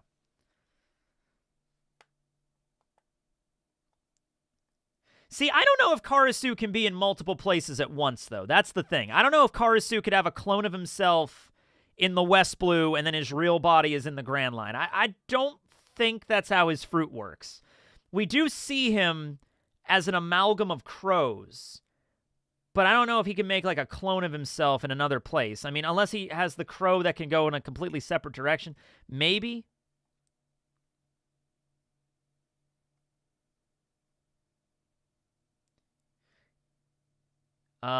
He's lazy, but he ain't dumb. He's not dumb, but he is lazy. And lazy means, like, there's an important meeting about learning stuff about the world, and Kuzan sleeps through that shit, and he doesn't remember any of it because he was asleep. Yeah, I don't think Karasu can make, like, shadow clones all over the world. I don't think that's how that works. Oh, he would definitely ace the North Blue section. So maybe just that alone would be enough to, like, win.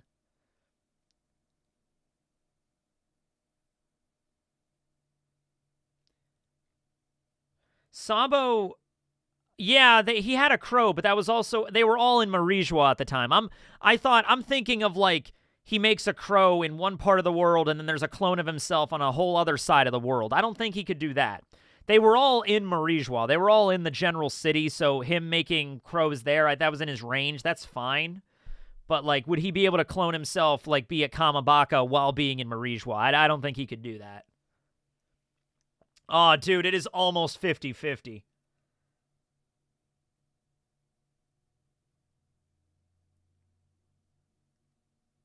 Yeah. This is very, very close, but I think Karasu's got this. I can't leave the poll up all day, so I think Karasu's got it. I think it's very close. It comes down to the wire, but maybe the bonus question, the double Jeopardy question, or whatever the hell it is, comes down to a question about the North Blue, and Karasu just aces it, and he wins the day. Rigged! Karasu, you got it, buddy. You win. All right. 321 people voted out of 830 in here. We're getting somewhere. We're getting somewhere. Yeah. Yeah, being able to fly is pretty huge. That is a very big deal. Yeah, but Kuzan does have a cool bike. He does. All right. I would also add, I think Kuzan would know more. I mean, I think Karasu would know more about his home sea than Aokiji would about his. Because Karasu is literally responsible for the entire North Blue revolutionary operation. So, yeah. They can both fly. They can't. Aokiji can, like, jump in the air and use kind of his devil fruit to kind of maneuver a little bit, but he can't fly the same way that Karasu can fly. No way.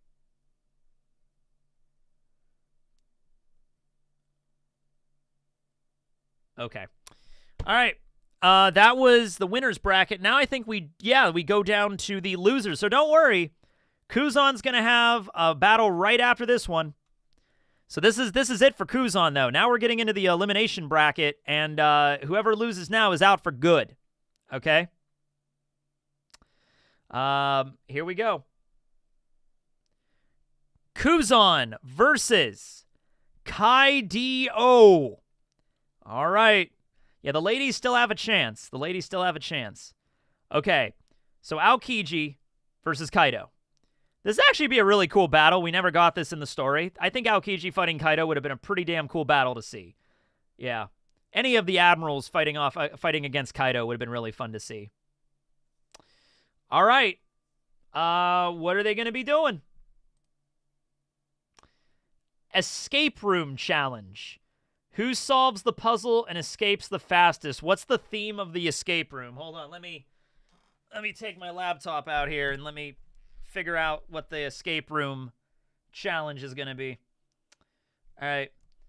Give me an escape room theme.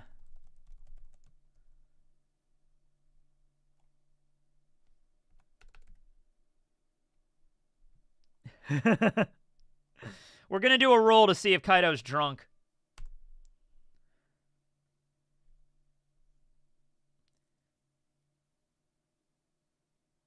Okay. Okay. That's funny. I typed in, give me an escape room theme, and it's like, the Pirate's Curse, the Forgotten Island.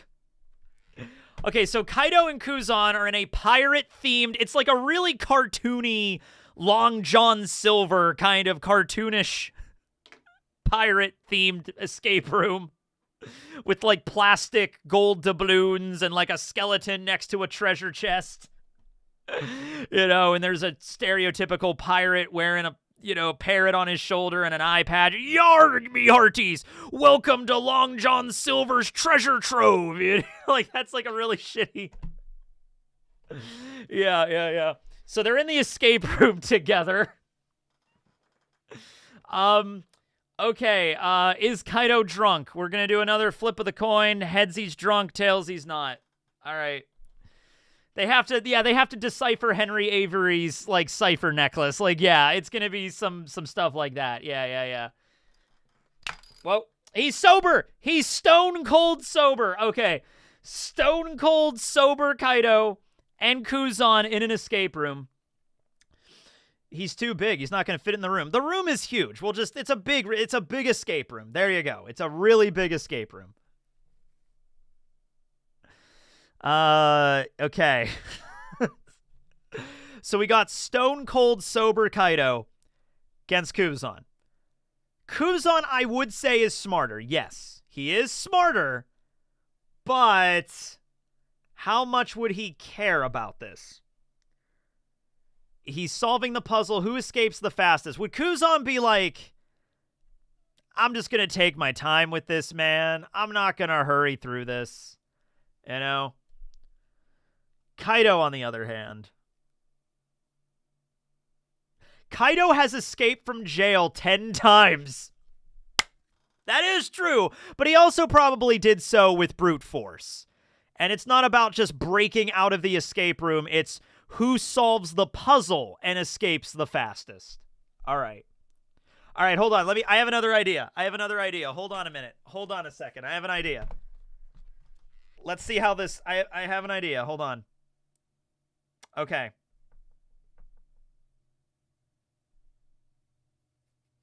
Okay.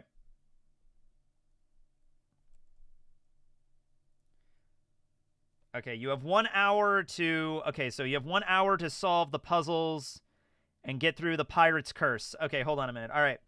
I'm going to ask ChatGPT to generate 3 unique puzzles for this escape room. Okay? What this, like, pirate-themed puzzles and what you have to do. Okay? And then we're just going to go through these and we're just going to see who do you think is smart enough to actually figure this out first. Okay? That's what we're going to do here. Okay. All right.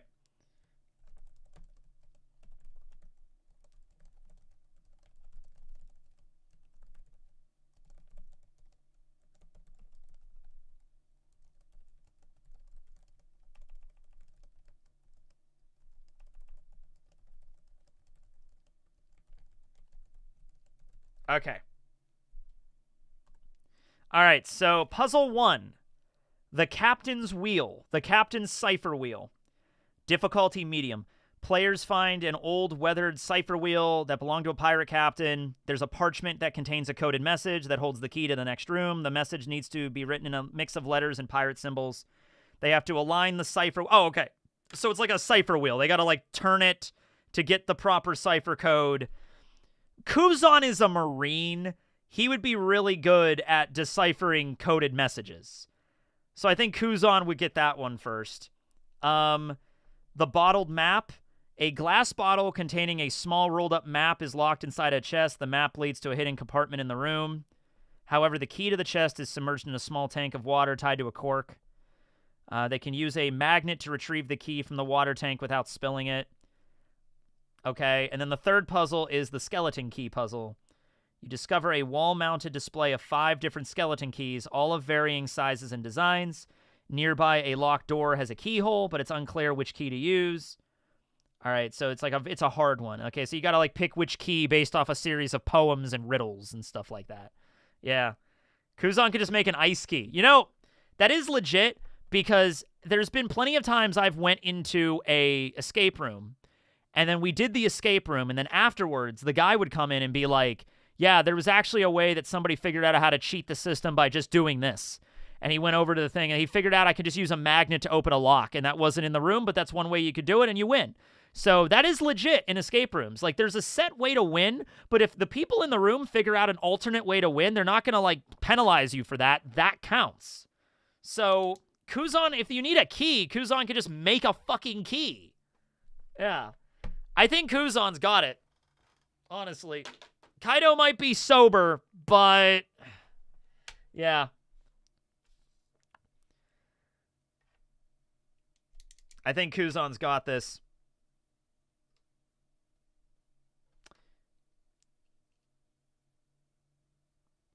No, that's not how this works. So, okay. So, I don't know if you've ever done an escape room before. If you're in an escape room, okay, like let's say you're in the escape room and you have to open a locked door, and there's a lock and you have to put a key in, you have to unlock it, and you have to open the door, okay? If you just, let's say you were physically crazy strong and you went over and just broke the fucking lock and opened the door. Pretty sure you're going to get disqualified by that because it's like, you're destroying the property of the escape room, okay? But if you figured out a way to, like, make a key or had a key, like, I could just do this. It's like, okay, like, you did that way. You didn't break anything, so there you go. Yeah, Kaido's gonna be smashing, breaking everything, yeah. I think it being sober might be more of a disadvantage. Maybe, yeah. Yeah. No, that's not how that works. Because if you've been in escape rooms, one of the rules of an escape room is you can't just go and destroy the shit in the escape room. That's a rule. All right? It's like, there's a rule in there. You can't just, like, it's like, I need to get into this locked box. All right, I'm just going to smash it against the ground 20 times and break the lockbox so I can open it.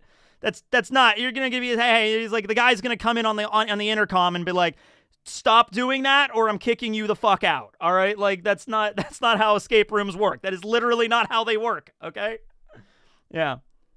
So, yeah. But if you figure out another way to get around the puzzle that doesn't involve destroying shit, then yeah, I've been in situations where that was allowed. Yeah. Okay. Who has the balls to disqualify Kaido? Steve, the guy that's working the late shift at the Pirates Cove escape room in the strip mall down the street. That's who. That's who. You can outsmart them. You can't brute force the puzzles. Yes, that's true. That's how escape rooms work. Yes. Okay, anyway, that's my piece. Starting the poll. Yeah. Kaido, Kuzan, go.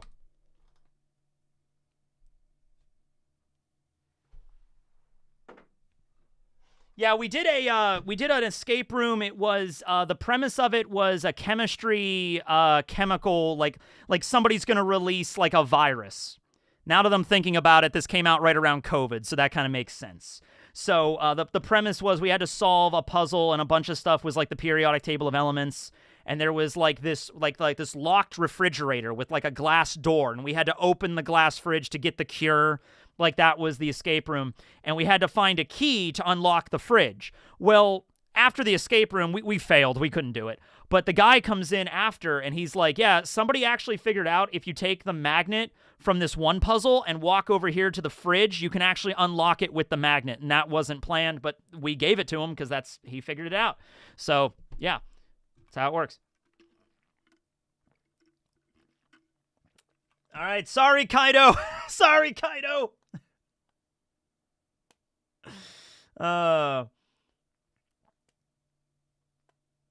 Yeah, he's not just walking in here like, escape room, I'll just break through the wall. It's like, okay, you didn't solve the puzzle then. You just broke through a wall.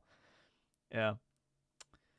Yeah, I guess we all released COVID. Yeah, that was, we failed. Yeah, it was already after COVID, but still, yeah. All right, I think we're going to call it. Yeah, Kuzan's got it. Kuzan's got this one. All right, and just like that, not with a yell, but with a whimper, Kaido is kicked out of the tournament. Kaido is like, this is bullshit! Freaking, I had to be in a play and then escape a room and I couldn't break through the wall. This is bullshit, man! Kaido's gonna go and get drunk. It'll be okay, Kaido. It'll be okay, Kaido. Kaido's going 0-2.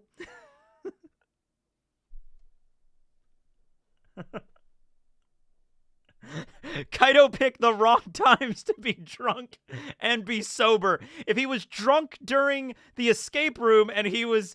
Because you could maybe argue if he was drunk during the escape room, maybe he might accidentally stumble into the answer, maybe. I don't know. It was rigged.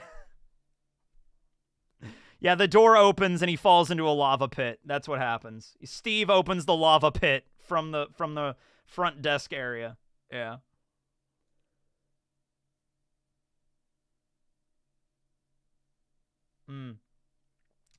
Okay, he was in a children's play and he had a role to play, and he was drunk as shit. So, like, that's not gonna go over well. All right. Okay. Who's next? Okay, round 10. Drake versus Nami. Okay, I really want Nami to win this because I don't want both of the women to be immediately kicked out of the tournament, like 2 losses and out, okay? So, Drake, I think this is time your number is going to get called. All right? I think Drake, well, I don't know. I don't know what it is. Come on, Nami, let's get this. Let's win. I don't care who the contest. No, we have to vote honorably and fairly. There is one, I don't know if we'll get it, but it would be really funny if we did. All right, here we go. What do we got? Archery challenge. Test of precision and accuracy. Okay, now this is interesting because neither of them use a bow and arrow, but I think that's good because that kind of equalizes stuff out here. Okay? Now, I would say Drake, especially in his man-beast form, in his hybrid form, is physically stronger than Nami. So being able to pull the drawstring back on a bow, which, by the way, I don't know if you've ever had to do that before. It's fucking hard, all right? I think Nami could do it. I don't think it would be impossible for her to pull that off. She could pull the drawstring back. Drake would probably be able to do it easier. Drake would be able to do it with, like, one finger. He would just be able to, like, make one allosaur finger and just draw the string back. But we're not testing strength. We're testing precision and archery. Yeah. Drake is a trained Marine. Yeah, but do the Marines train in archery? When the fuck do the Marines use bows and arrows? They use rifles. And I'm sorry, shooting a rifle and firing a bow are not the same damn thing. Yeah. They have guns. Yeah, training to fire, sharpshooting and archery, not the same kind of thing there. You're right. Nami doesn't. That's what I mean, though. I really don't think either of them have really shown skill in this, so we're going to have to figure something out here. Yeah. Oh, Nami could take into account wind. That's true. Drake has observation haki. Are we saying Drake can't use observation haki? No, he can. If he has observation haki, he can use that.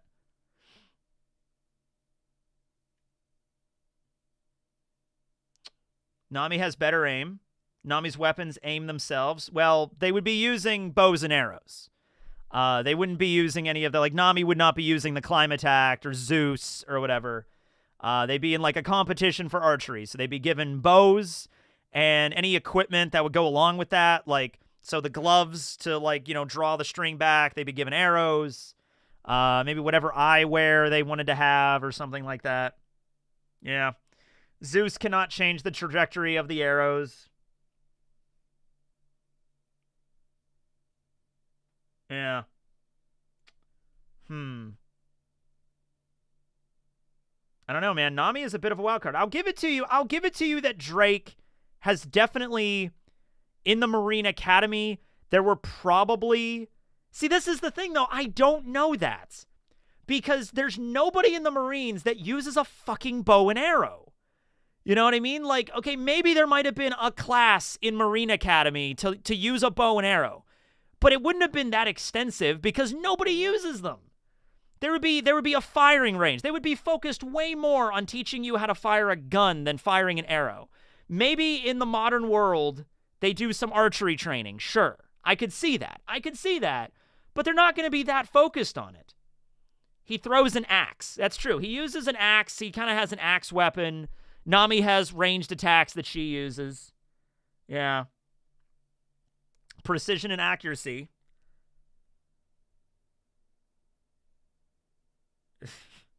Nami has boobs obstructing her ability. You know, you say that as a... I don't know if you said that as a joke, actually. There is a... in the myth of Hercules and the 12 Labors, there's actually a reference to when he was getting the girdle of the Queen of the Amazons. It's actually mentioned that the women of the Amazon, like, they cut off their boobs so that, like, they can draw back on their arrows better. Like, that was actually something in the myth that was directly referenced in the 12 Labors of Hercules. I don't know why I just thought of that, because that's the only time that's ever come up with, like, drawing a bow and having boobs. But there you go. Yeah. Oh, man, this is tough. This is a tough one for me. Yeah. But then again, she would have, like we're going to say that they have, like, I'm assuming, like, there are women archers that I'm sure have special gear to, like, press down their chests or whatever so it doesn't get in the way. You know, that's not something that, like, doesn't exist. You know? It's only tough because you want Nami to win. Now, I genuinely don't know about this one. Because you're saying, like, Drake wins because he knows how to fire a bow. Like, we don't know that. Maybe there was one class in the Marine Academy he took, like, 25 fucking years ago where he learned how to shoot a bow. But, like, that was a long time ago. He doesn't use one now. He throws an axe. Like, okay, that gives you some precision, I guess. Nami has ranged attacks, too. The observation hockey, I'll give it to you there. Yeah.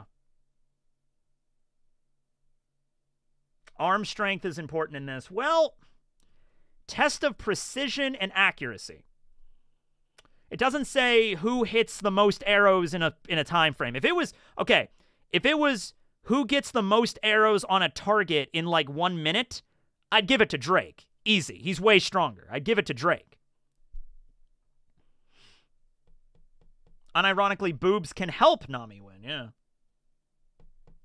Hold on a minute. Let's find out a little bit more about target shooting here. One class is enough that he took like a long time ago. I don't know, man. I don't know about that. Okay.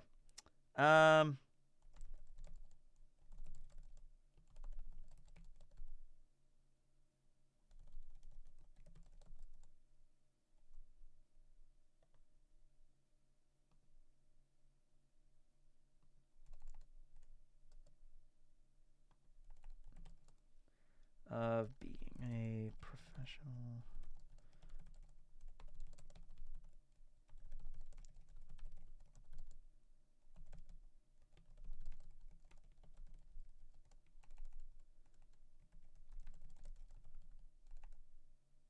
Okay, we're just finding out a little bit more about target shooting and archery and stuff like that.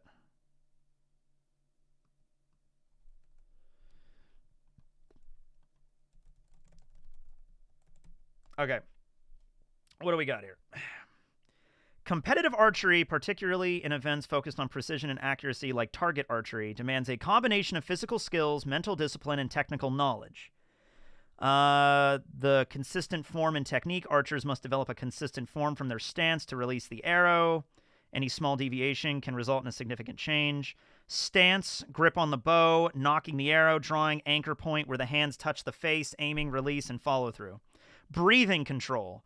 Proper breathing helps maintain focus and reduce tension of the body.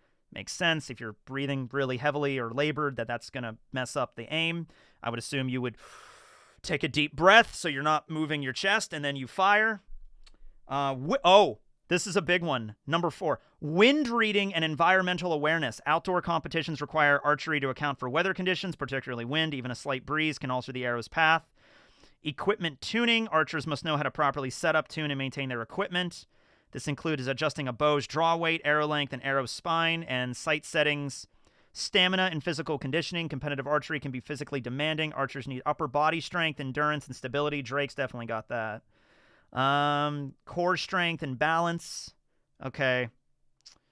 Oh, man, this is tough. Some of the other rules, like, target setup, we get 10 points for what? Let's just focus on who gets, like there's a target that has, like bullseye is a lot of points. The outer edges are less points. No points if you miss the target, like basic shit there. Yeah, okay. All right. I have no idea, so we're just going to go with the vote on this one. This is another one that I have no fucking idea on. I can't tell you. I don't know who's going to win this.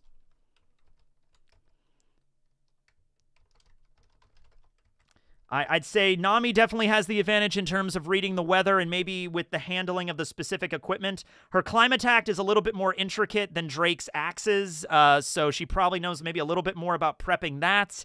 But Drake has observation hockey, and he's way physically stronger with his upper body strength, especially when he goes in the dinosaur. Oh, wait a minute. Let me check one more thing. Before I throw the poll up, I want to check one more fucking thing. This is important. I just want to check one thing. How good is the Allosaur's sight? If we know this, we might not know. The Allosaur likely had good vision. Okay. I just wanted to check to see if the Allosaur had really shit sight if Drake went into his hybrid form. No, it had really good sight. Yeah. Binocular vision is a key trait for these predators as it helps them accurately assess the distance to their prey. Okay, that's good. That's a good one.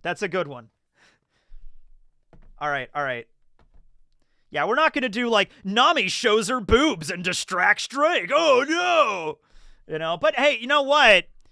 Nami can't do that, but also at the same time, Drake was distracted by Nami in the bath, so even Nami just being there, maybe Drake will be a little flustered. Who knows? But whatever, I'm leaving it up to the poll. This one's tough, man. I don't know about this one. I'm going to leave it at, okay, I'm going to leave it up for 2 minutes. I think that's right around the time I usually leave it up for. 2 minutes on this one. This one's a more narrow one. Oh, God, it's so close. Of course, you have a book full of dinosaur facts. No, I don't. That was ChatGPT that gave me that. Oh, man. Nami has upper body strength. Well, okay, I guess she would have to have pretty good shoulder strength, if nothing else. Her back would have to be pretty well maintained. She would have to have good back muscles. I'm like, there's just no way she doesn't have a really well-defined back. Yeah. Jeez. That marine training really helps. The marine training that he maybe did once or twice a long time ago when he was a teenager in the Marines. That was probably the only thing he did. You know? How old is X Drake? Is Diaz Drake? Hold on. Let me look this up.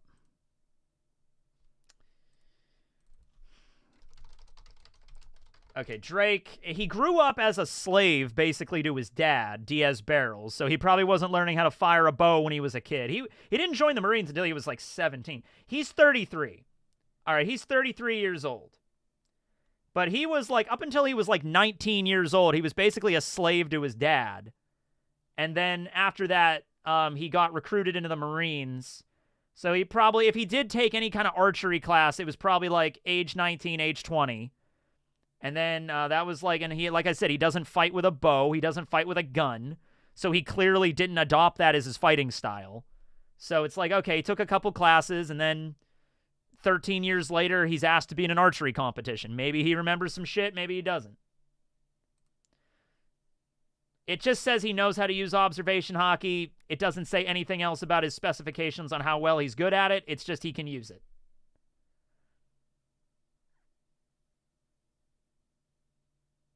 Drake is not really weak. Drake can turn into a hybrid dinosaur. That is crazy upper arm strength.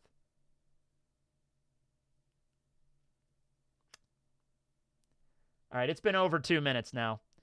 All right, Nami wins. That's the way it goes. That was a close one. That's a close one, but she did it. Nami won. Woo! Okay, where's the guy that says this is rigged? Oh, the guy that said everything is rigged is clearly not around for this one. Oh, there we go. Dinosaurist! Actually rigged. Hey, man, I'm just giving you my piece, and then I'm leaving it up to the votes. That's the way we're doing this. All right? I'm just giving my piece on how I think this is going to go, and then I'm leaving it up to the votes, and then that's how it goes. All right. Nami wins. Woo, she's still in this. Okay. Speaking of voting just because she's hot, we have Boa Hancock versus Bartolomeo coming up next. Boa Hancock versus Bartolomeo. Oh, man, what is this competition going to be?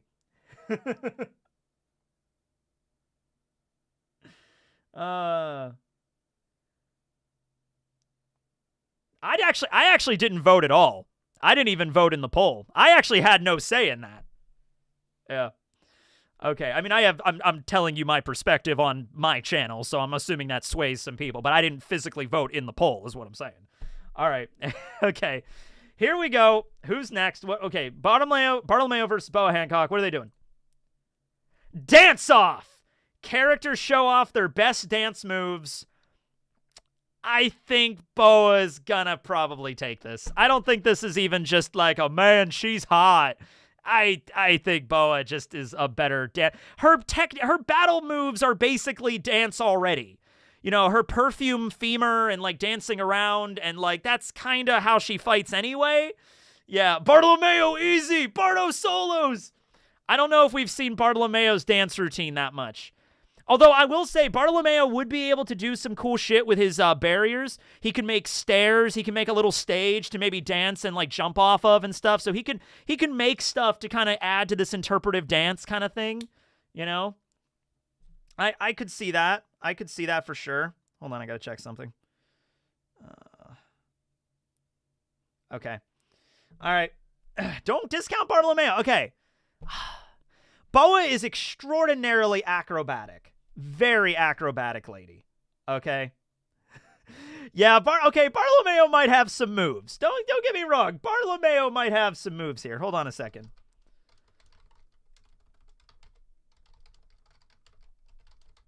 Try something here. Okay, guys, look at this. Look at this. Look at this. Look at the kind of shit she's pulling off here. Can Bartolomeo do this? You know? All right. Like,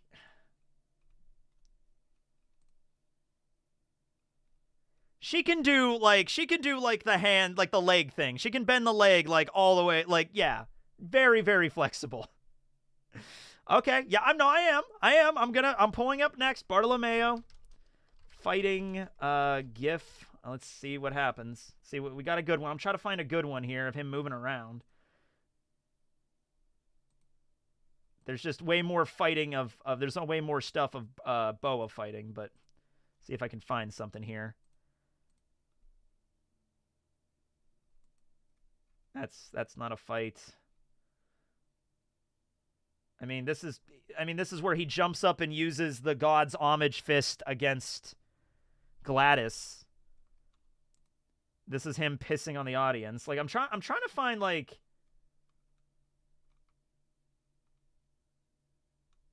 I'm trying to find a good one where he's like breakdancing. Yeah, he's not like breakdancing or anything. I mean, we got this. It's not really dancing. Like, he's like, yeah, do the Bartolomeo. Like, there's really not a lot of, I'm not really finding any gifs of him, like, jumping around and being all acrobatic and shit, because that's really not how he fights.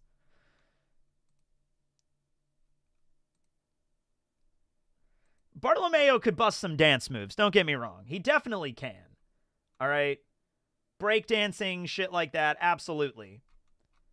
But I just don't have a lot of stuff to compare it to, and I have so much shit of Boa jumping and dancing and like just destroying Marines by just kicking them in the face.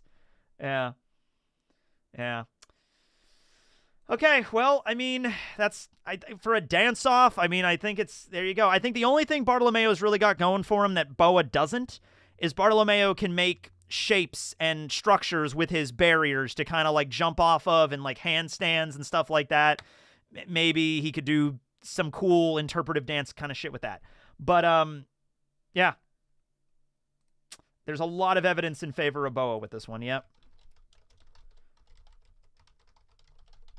All right, here we go. Have at it.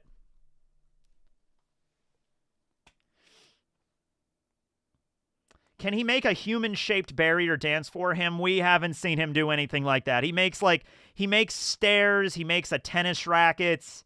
He just makes like solid structures out of a barrier shape. That's all he does. He can't make like a human that actually moves. None of his barriers have like a very refined, like detailed shape. Like he can't make a human statue out of a barrier. We've never seen him do that. Yeah.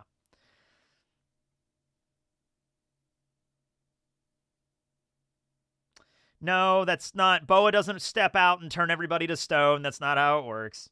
That's not part of the rules. It is a dance competition. Characters show off their best dance moves. And I think Bartolomeo comes out and does some really cool shit, but then Boa just decimates him. She decimates him by doing a spin twirl like 20 feet into the air and then comes down and does like splits on the ground and shit like that. Like, there's no way. There's no way Bartolomeo's standing up to that. You know? Bartolomeo tries to do a split, he rips his freaking hamstring. Like, I don't think that's gonna work.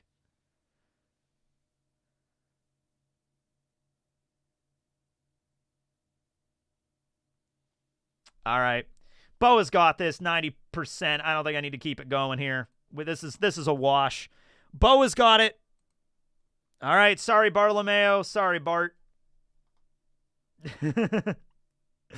I mean, that's basically as much of a no diff as it can be. I mean, I don't think we're going to get like a 99, 100% vote in either direction. I think that was pretty much a no diff, and it was that was in favor of Boa. I'd say anything more than 80% is a no diff. Rigged! Here comes all the guys that are rigged. All right. That was match 11. So we have match 12. We have Topman versus Brook. All right. What are they going to be doing? Topman, Brook. Brook gets the silent game again. Why? He can't shut up. Oh, Topman's got this. He's stoic, silent man. Oh, God damn it, Brook. Somebody brought it up last time. He was alone on a ship for 50 years, and he never shut up like that entire time. Okay? Yeah. Nah, re-roll it. Nope, we're not doing re-rolls. If we do a re-roll on this, we got to start like, well, I want to re-roll the next one. Oh, that's bullshit. Let's re-roll it again. Let's re-roll it again. It's either we do the re-rolls or we don't, and we don't. We did it last time. I didn't like it, so we're not doing a re-roll here. Nope. That's a no. If it was a no diff with the dance competition, and we didn't say, well, obviously Boa wins this, so let's re-roll. No, we're not doing it. Damn it, Brook. The same one. We're not re-rolling. We're not re-rolling. This is it. Topman, he talks. We see him speak, but Brook really doesn't shut up most of the time. So I'll throw the poll up just to be consistent. I'm not going to just, not throw up the poll. But, damn, this is, yeah. Damn, Brook. You got to learn to shut up sometimes, Brook.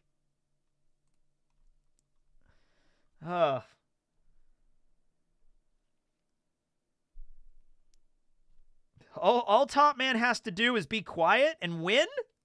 I think he's got it. I think he's got this.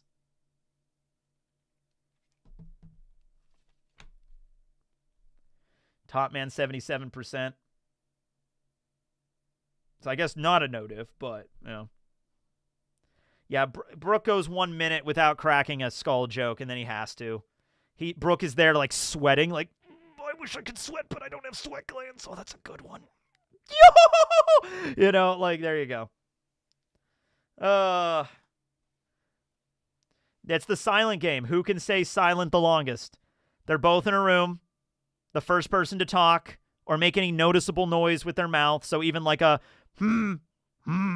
that counts too. Laughing counts. Laughing 100% counts.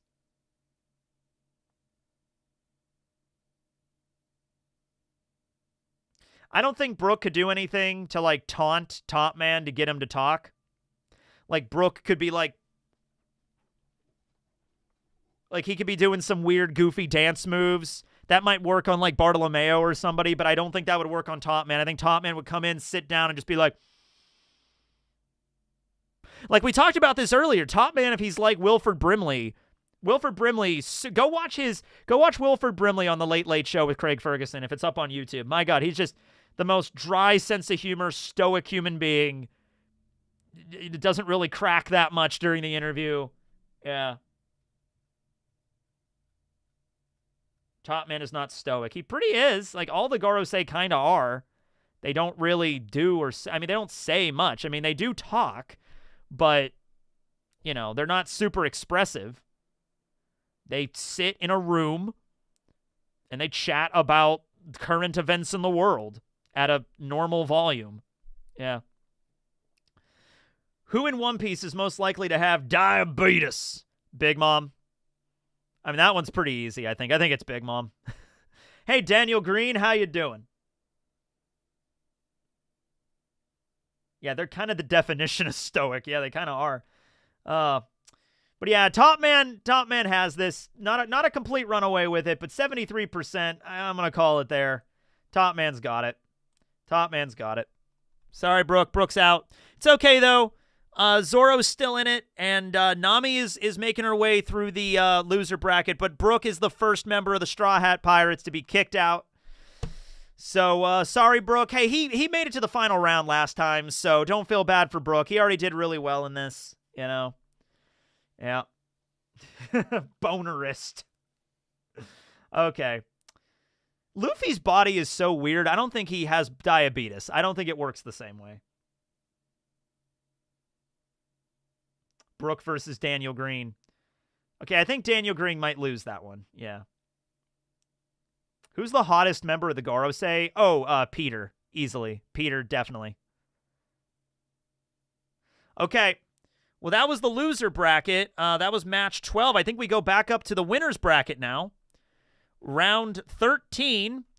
Koby versus Zoro. Koby didn't even want to... I think Koby at this point is like in the locker room during the tournament, and he's like, how did I get this far? How did I beat Kaido? How did I beat a freaking Gorosei? How did I do... Why am I here? I don't deserve this, man. You know, Kobe's having a little bit of a panic attack in the locker room. But I think Zoro comes in and he's just like, hey, man, do your best. Don't worry. You got this. I think Zoro would be like, let's go and come on, buddy. Let's go. Sanji was not in the tournament. We only had 12 people in the tournament. I only selected 3 of the Straw Hats because I didn't want like all of the Straw Hats to like make up like the tournament. We already did that before. So I picked 3 and it was Nami, Zoro, and Brook. Yeah. Yeah, Zoro's very fair in this, I think. Very fair tournament. Yeah. All right, here we go. What are they doing? Oh. Oh, that one is, that one's rough. That one is probably the most, like, that's probably the most intense strength-based competition. There's also arm wrestling. Arm wrestling's on here, too. But, that one, I think, is the most physical competition that they could have rolled. Tug of war. Classic strength test. Now, Koby did do the battleship bags. He did. Koby can lift. Koby can lift 100%. Zoro lifts more. Koby punches the battleship. Zoro lifts up the battleship. And tug of war, it is just like pulling as much weight as humanly possible. I think we all know how strong Koby is in the story. I think we all understand how strong Zoro is in the context of the story. I'm not going to go through every single strength feat they've both done. I think they're both pretty strong, but I think we know there's a clear winner here. So with that being said, I'm going to throw up a poll.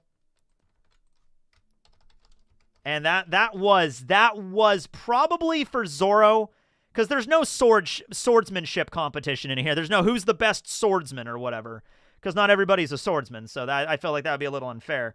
No, actually, I actually don't even know if that one popped in on the actual list that was generated. But anyway, here we go. Here we go.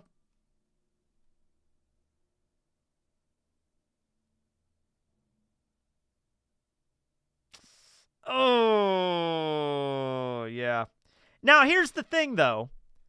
I feel like Zoro grabs the rope. Koby gives it his all. Koby plants his feet, uses every ounce of strength to, like, and I think Zoro will be impressed.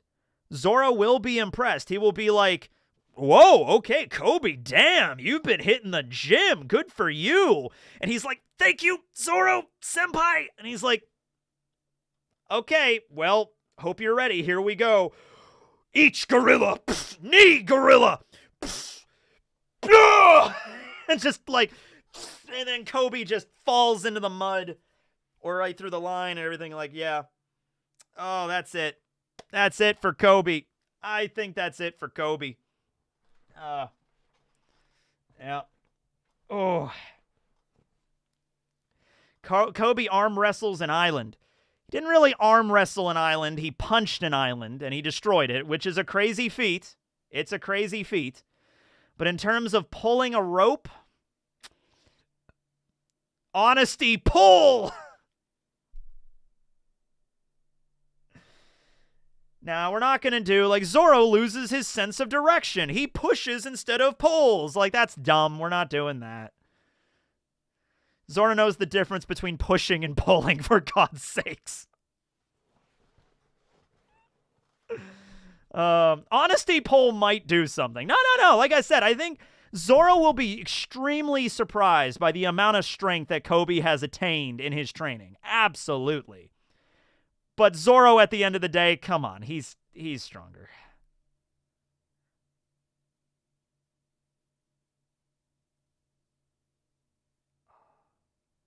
Honesty tug.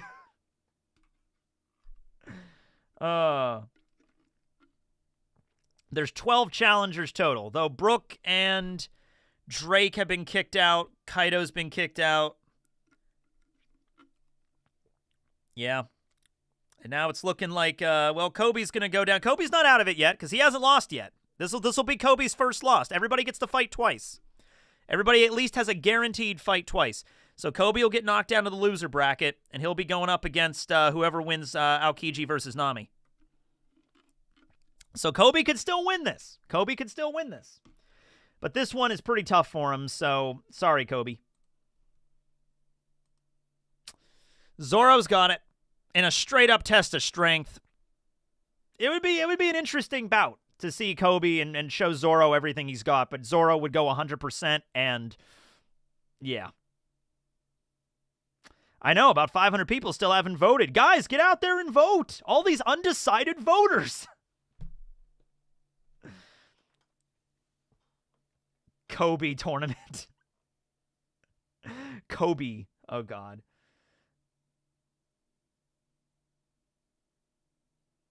All right. Who's next? Round 14. Katakuri versus Karasu. Katakuri versus Karasu. All right, round 14. Okay. One is a special paramecia that used to be a Logia until it was retconned. And the other one is a straight-up Logia that can turn into Soot. So Mochi versus Soot. All right. Here we go. What do they got? Who would write the best song? Who would compose the catchiest song? Okay. All right, well, Katakuri did sing a song. Katakuri has canonically sung a song. He sang the Donut song. He does have a song. Karasu has not canonically sung anything.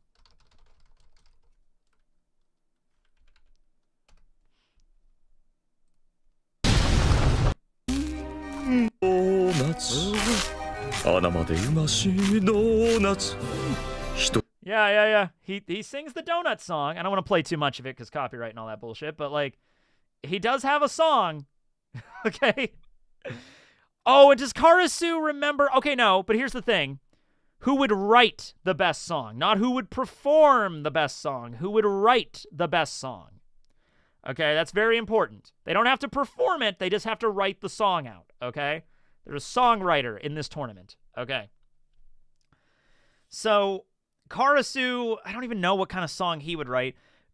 Okay, Katakuri would write a song like a catchy kind of donut jingle for maybe Krispy Kreme donuts or some shit like that. Like, donuts, donuts, yummy, yummy, yummy, donuts in my tummy, tummy, tummy. You know, like something like that. What the fuck kind of song would Karasu sing about? Like, The darkness in my soul, the soot in my wings. I fly through the air. I don't know. Like, I'm not a songwriter, so don't look at me. I'm not good at this shit. Yeah. Karasu's hobby is volunteering. Yeah, volunteering, not songwriting. Yeah. Karasu would write a metal song about crows. He probably could pull something like that out of his ass. I think he could probably do that. Yeah. Crows. He just makes a rock version of The Raven by Edgar Allan Poe. He knows all the Counting Crow songs. Yes, he does. We are all soot in the wind. Yeah. Yeah. Call Rustage? No, but if I pull Rap Battle on this, which that is on the list, I might have to call Rustage for that one, yeah. Karasu, they don't have to sing the song. It's who would write the best song. Composing a song. Not singing it, not performing it, just writing it. Yeah. I think Katakuri would come up with a pretty good donut jingle for like a donut shop, like a bakery or something like that, like a business, like Dunkin' Donuts or something. You know what I mean? Like he would probably make something like that. You know? Yeah. Yeah, I got nothing else really to say about this one. Let's go. I got really nothing more to add here. Katakuri. Karasu. This one's kind of up in the air as well, but I think there is somebody that's going to lead here. Katakuri's song was awful, though. I don't know. I kind of liked it.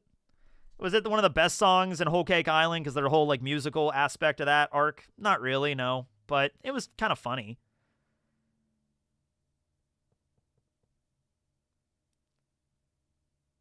Karasu creates the band Summoning Crows. Yeah. Yeah, it's a catchy song. Specifically a catchy song. If he's trying to make a donut jingle, and Katakuri would be super inspired by that. Like, if Dunkin' Donuts or Krispy Kreme asked him to make a jingle for their donuts, Katakuri would be working day and night for that shit. He'd be like, oh, leave it to me. Yeah. I love the donuts, love the donuts, love the donuts in my tummy. You know. Yeah, Soul Pocus is a good one. The ending song, yeah, Soul Pocus. That's such a good, the way to end out Whole Cake. So good. Soul Pocus, Soul Pocus. So good. I need a recount. Yeah, Disney music is always catchy. Yeah. All right, I think this is a Katakuri clear, 75%, so I'm going for Katakuri. All right, Katakuri wins the donut jingle. Karasu, you are not out for good. Nope, he just gets bumped down to the loser bracket. Karasu did not lose yet. All right, so that was round 14. Okay. So right now, so the winner of the winner bracket will be decided. Zoro versus Katakuri. And then whoever is the winner of the loser bracket will have to either fight Zoro or Katakuri for the final winner. Okay, so it's Zoro Katakuri in this final round, but we're going to take a break from that for a moment, and we're going to go down to the loser bracket here. And the next bout is going to be round 15, Kuzan versus Nami. All right. So, is Nami going to keep it together here? One loss. Now, the unfortunate thing is one loss and Nami's out of the whole thing because she already lost once. So if Nami can keep this rolling, I hope she does. See what we got here. Okay, a basketball shootout. Who can sink the most shots in a limited time? Okay, so Kuzan is definitely taller than Nami. Let's get heights on this because I feel like that's going to be relevant. Hold on, let me look up some stats here. Okay. So, wait, we gotta go through some rules with this because this is like a sport thing. So, hang on a second here. All right. So, Nami is 5'7". God, she's taller than I am. Nami only grew 1 centimeter from the time skip. She was 169 centimeters before the time skip, and she's 170 centimeters after the time skip. She grew 1 centimeter. Kuzan, definitely taller. But how taller? Okay, so she's 5'7". Kuzan is 9'9". He's 9'9". Okay. So about a 3-foot advantage on Nami there. Kuzan only has 1 leg. Yeah, but he can use ice, so he basically does. Okay. So, I'm assuming we're going, like, are we doing free throws? It just says basketball. Hold on a minute. It just says basketball. Who can sink the most shots in a limited time? So are we doing free throws, or are we doing 3 points? Are we doing half court? Like, we have to decide this. This is kind of important. Yeah, are they free throws? I thought they were free throws. I immediately went to free throws. Okay. Yeah. I'm 5'5.5". That's how much I'm 5'5". Yeah. If we're doing free throws, I think. I guess that, yeah. Yeah. But does it matter? I mean, I don't know if it does or not. I'm just like to get all the stats in to know what we're doing here. You know? Full court shot. I don't think it's a full court shot. I don't even think it would be a half court shot. I'm thinking free throws. You know? So, we'll just do that. Free throws would be the most fair. He only has 1 leg. Yeah, he has 2. He makes the other leg with ice. I don't really think that's going to encumber him too much. They're not moving around the court. They're just standing in one spot doing free throws. You know, like that's, you know, I don't think that's really going to matter. Wait, no, he has to bend his leg. But he could do that. I'm not going to say he can't bend his leg. He can fucking bend his leg, his ice leg. He's fine. You know? I'm pretty sure he can do that. Yeah. He's 9'9". He's 9'9". Nami is 5'7". So, you know, Nami's on one end of, you know, the court, you know, where the free throw line is, and Kuzan's on the other end, and they just start throwing, you know, the basketballs, and whoever gets the most in a certain amount of time, you know, ice can't bend. I don't know if you want to take that into account. I don't know. If he can't bend his leg, no way he can fight Garp then. That is true. He has to be able, like, if that, there has to be, like, he has an ice leg. It has to be able to fucking bend and articulate, because otherwise that fight would have made no sense. You know, he's literally an ice bender. Yeah, he's literally has complete and utter control over it. He can bend his ice leg. He can bend his ice feet and his knee and his ankle. He can do that. Yeah. He can also throw an ice ball. I mean, he could if he wanted to. Probably just use basketballs, right? Yeah. He's 9'9". He doesn't even need to bend his legs, probably. Yeah. Do we have actual footage of him bending it? No, I guess we don't. I'm sorry. There you go. Hold on a minute. Let me check something really quick. I know there's a cover page of Nami playing football. Hold on. Is there one with basketball? I think there might be, actually. Nah, there's not. I mean, there is one, but it's not like they don't actually show them playing basketball.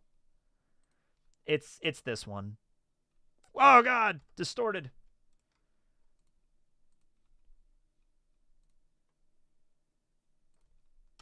Like this is all we have when you type in like One Piece basketball. This is all you have. So there they are. The Straw Hat crew getting ready to hit the court. There you go. But yeah, that doesn't really indicate. Oh, look at Chopper drinking the juice over there. Yeah. That's something. But like, yeah, no. I'll leave it to the vote. Hold on, let me get everything sorted again. All right. Sorry, Nami.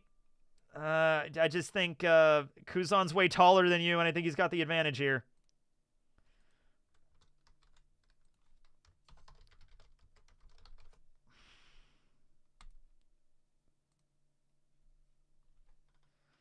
I mean, maybe if everybody comes out for Nami in this one, but, oh, God. Oh, God. Oh, God, yeah. Kuzan can increase the basket size. How so? he uses ice to make the hoop bigger? I don't think that's how that works. No. But Nami is hot, though. Yeah. I'm picturing Kuzan just picking up basketballs and just...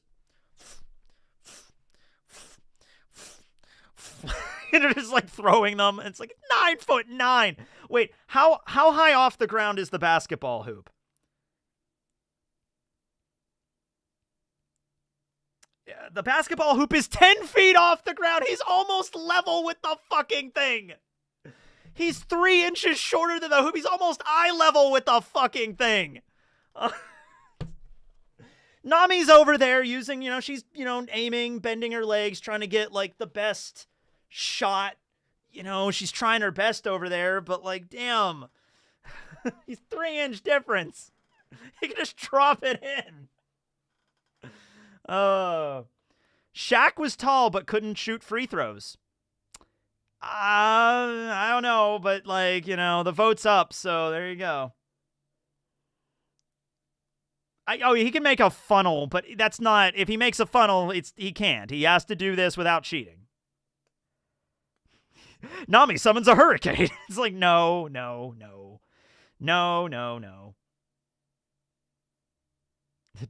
10 feet tall. Yeah, but Shaq also wasn't 3 meters tall. And also, Shaq would probably make more free throws than Nami as a professional basketball player, yes. Shaq was also 2 feet shorter than Kuzan, yeah. Yeah, Nami's there getting ready to... She's practicing free throws for like an hour beforehand. Then Kuzan just walks in and just wins, Oh my god. All right, well, there's that. Sorry, Nami. Like, Zoro got the really good tug of war. Kuzan, I mean, it's a basketball, like, free throw thing. He's almost damn near 10 feet tall. So, yeah. Nami has 2 basketballs with her all the time. Boob joke. Okay. All right, Kuzan, you win. Sorry, Nami, you don't. You're out of the tournament. Sorry, Nami. You tried. You had a win. I mean, you won against, you won against, Drake over here, and a lot of people didn't want you to win that, but you won it. You carried the day there. Yeah. Not rigged. Okay, there it is. Oh, dude. Shaq is 7'1". Kuzan is 9'9". Oh my god.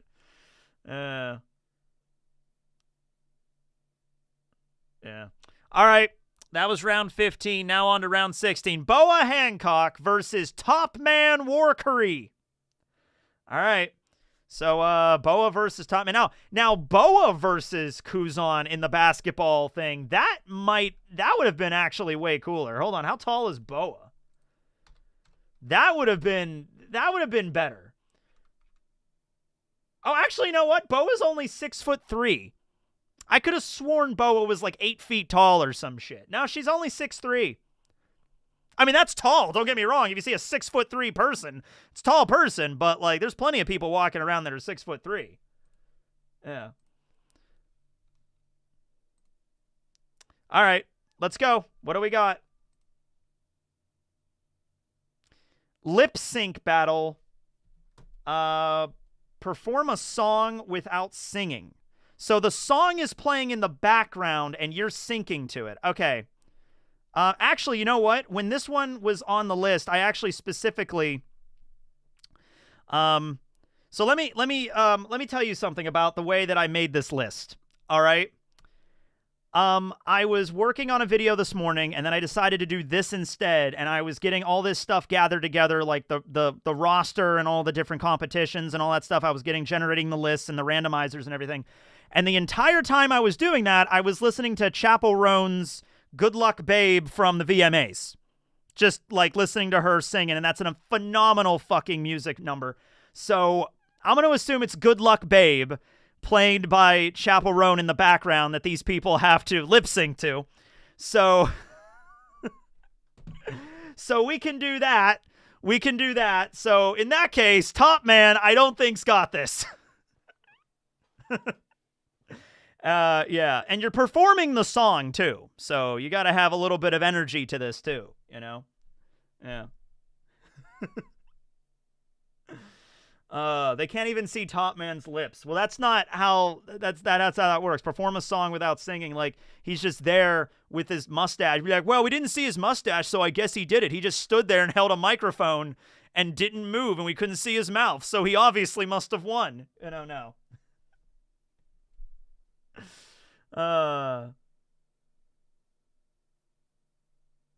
He's got the edge, yeah.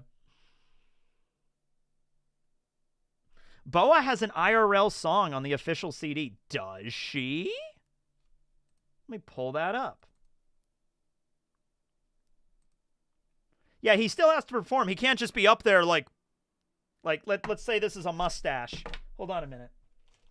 Like, he can't just be like, hold on.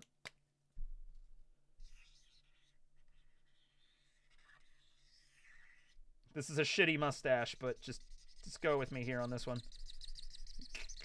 Okay. Yeah, top man can't be up there like with a mustache and just be like,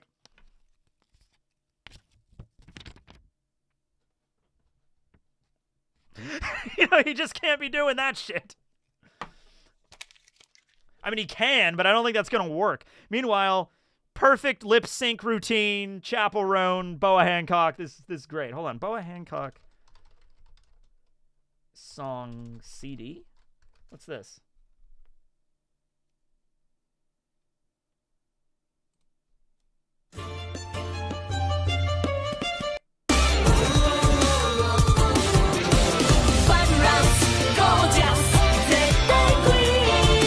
Okay, I don't want to play too much of it, but like that's cool. That's cool. Hurricane My Love, full lyrics. Okay. Damn. That's pretty cool. And it's like Marigold and Sandersoni as a backup singers. That's actually really cool they did that. That's neat. All right. I mean, it's a lip sync battle, not a singing battle, actually, but she did sing. So, I mean, she did have, like, with a microphone skill. There she goes. Okay. All right. So, oh, poll. I still haven't done a poll yet. Got to do a poll just to make it fair. All right. Here we go.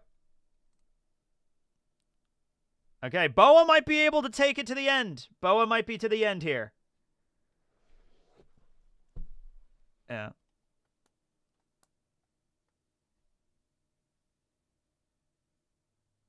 Topman would have a really sick metal scream, though. Maybe in his boar form he could do something like that. He turns into a boar and tries to do a song and dance routine. It's a stage performance. This is very much a stage performance. Yeah, it's listening to a song and then being able to lip sync it correctly. That's hard to do. That's not easy.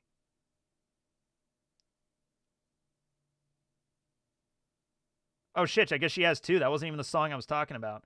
Yeah, that one was Love Hurricane.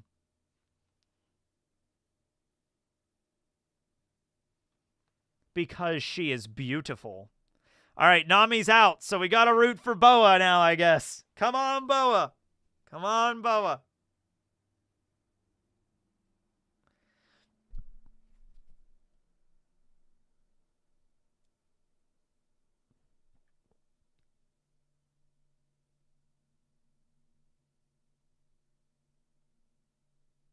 All right, it's 88%, so I'm calling it there. All right. Boa wins. All right.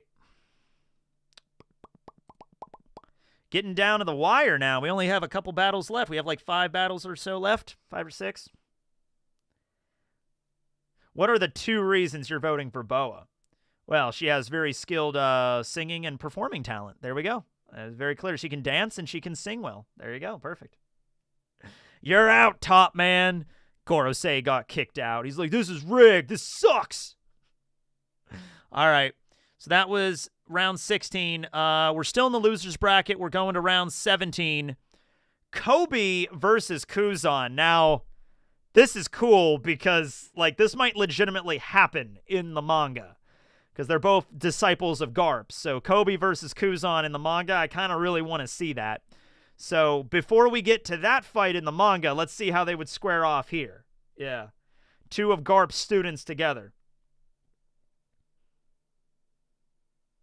Kuzan, I don't care what it's about. Well, let's find out. Oh my god, we're getting a lot of now this is the singing competition. Wow, we got the singing competition right after the lip sync battle. Okay. I'm getting a lot of singing ones. All right. That's what we're doing. That's what we're doing. We just happen to, there's like 100 things on this list. We just happen to get the 2 singing ones back to back. That's just how it goes. All right. All right. So, Kuzan versus Koby in a singing battle. Let's see. Kuzan probably has a song too. I don't want to play too much of this stuff because I don't want to get copyrighted. Do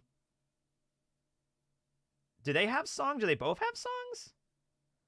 Dio's voice actor is a peak singer. He is. I could play a little bit. Kuzan's got a sexy voice. He does, and that does tell us. You can't just say that doesn't mean anything because their voices are their real voices in the anime. Like, that's how it works.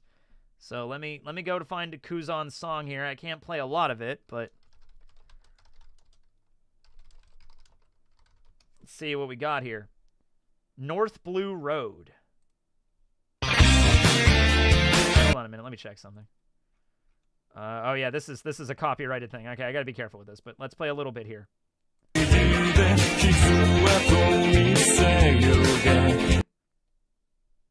I mean, I can tell that he's a singer. I can tell he's like a professional, like.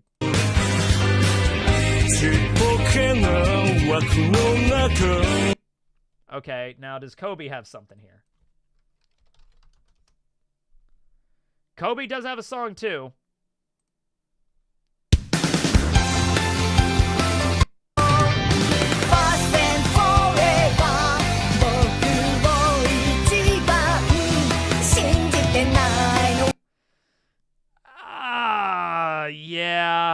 Yeah.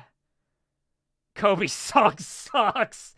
First friends forever. I'm like, oh, yeah, no. Sorry, Koby. Now, Koby, I think he's out, actually. Oh, I think Koby hits the end of the road on this one.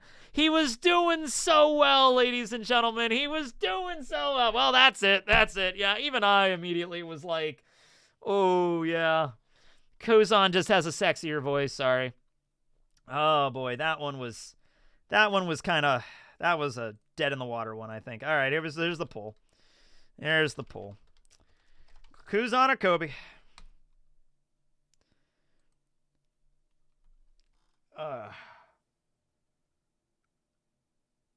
I think it's time to head out. Yeah.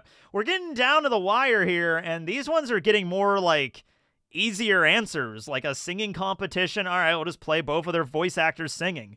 All right, Kuzan is better. It's just, there you go. It's just like, yeah.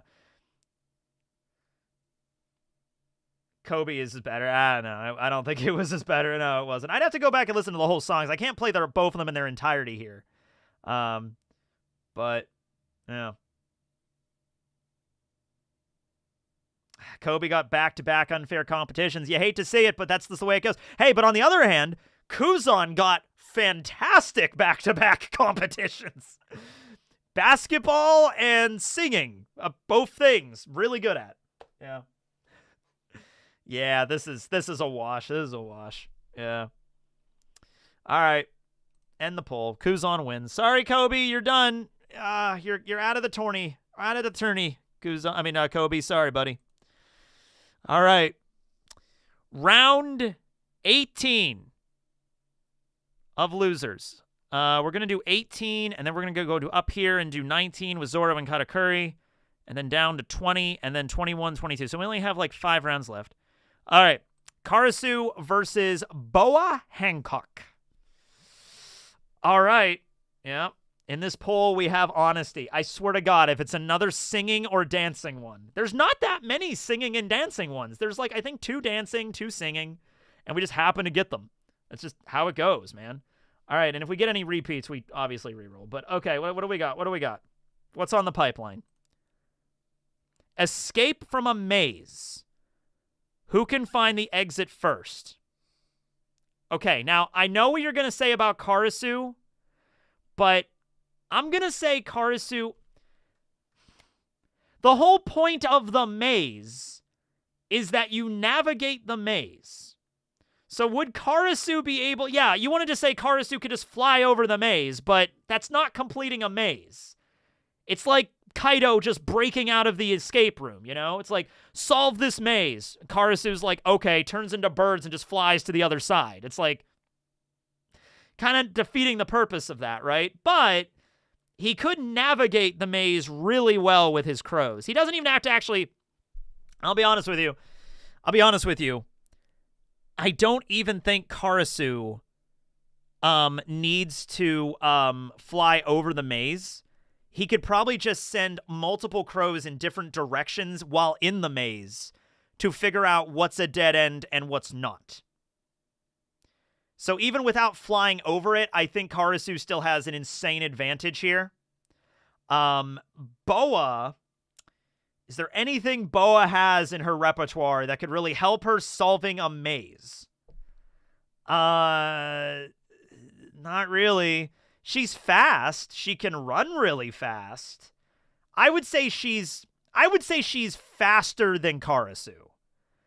Even Karasu turning into birds and flying through the maze, I think Boa might be, like, she can run faster probably, but she doesn't know where to go. Yeah. You just have to find the exit. Yeah. Yeah, you can't break through the walls because that defeats the purpose of a maze. It's a maze. It's not like, solve the corn maze. I'm like, all right, I'm just going to walk right through it. It's like, okay, you cheated. You didn't solve shit, you know?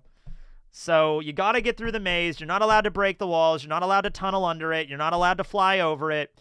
But using your birds to go on ahead, like let's say there's a fork in the path, Karasu sends 2 crows before he even gets to the intersection. They fly left and right. Like, oh, left is a dead end, right, go right. And it's like navigating. He has a bunch of crows navigating the fucking maze. Yeah. So Karasu just clears more ground with this. Yeah. Is her snake with her? No. It's not. We never had her snake. We never had Salome with Boa this entire time, so no. She might have, yeah, she has observation Haki, but Karasu's is going to be way more effective than that here.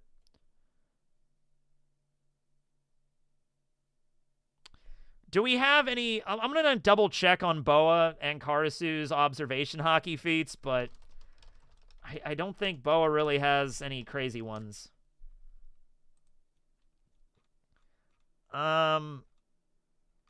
Okay.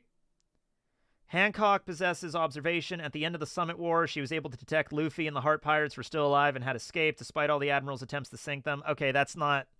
That doesn't help you solve a maze. Karasu.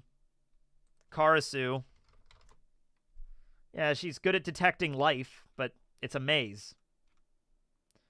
Karasu possesses armament and observation. That's all we know. That's probably from a Vivre card. Yeah, it's from a Vivre card. He has both types of Haki. He has both. Okay, cool. Yeah, he can't jump over it, but I don't think that matters. Boa, yeah. All right, I think this one is it for Karasu. I mean, I guess Boa's gonna get kicked out. All right, but we'll see. Bosa. There we go. Boa! All right, let's see what we got. Sorry, Boa. I think this might be the end for you. This might be the end of Boa Hancock. I'm feeling like sushi tonight. I feel like I'm going to go get sushi after this. What's today? Monday. Sushi on a Monday. Okay. Yeah, that sounds fun. I have garbage night tonight. I've got to take out my garbage. Karasu is in the lead. Yeah, he's winning. Karasu's just cracked, man. I mean, like, it all comes down to what kind of competition it is, really. That's what it ultimately comes down to. If Zoro got this, he'd be fucked. Oh, happy Veterans Day, by the way. Yeah, it is Veterans Day. Yeah.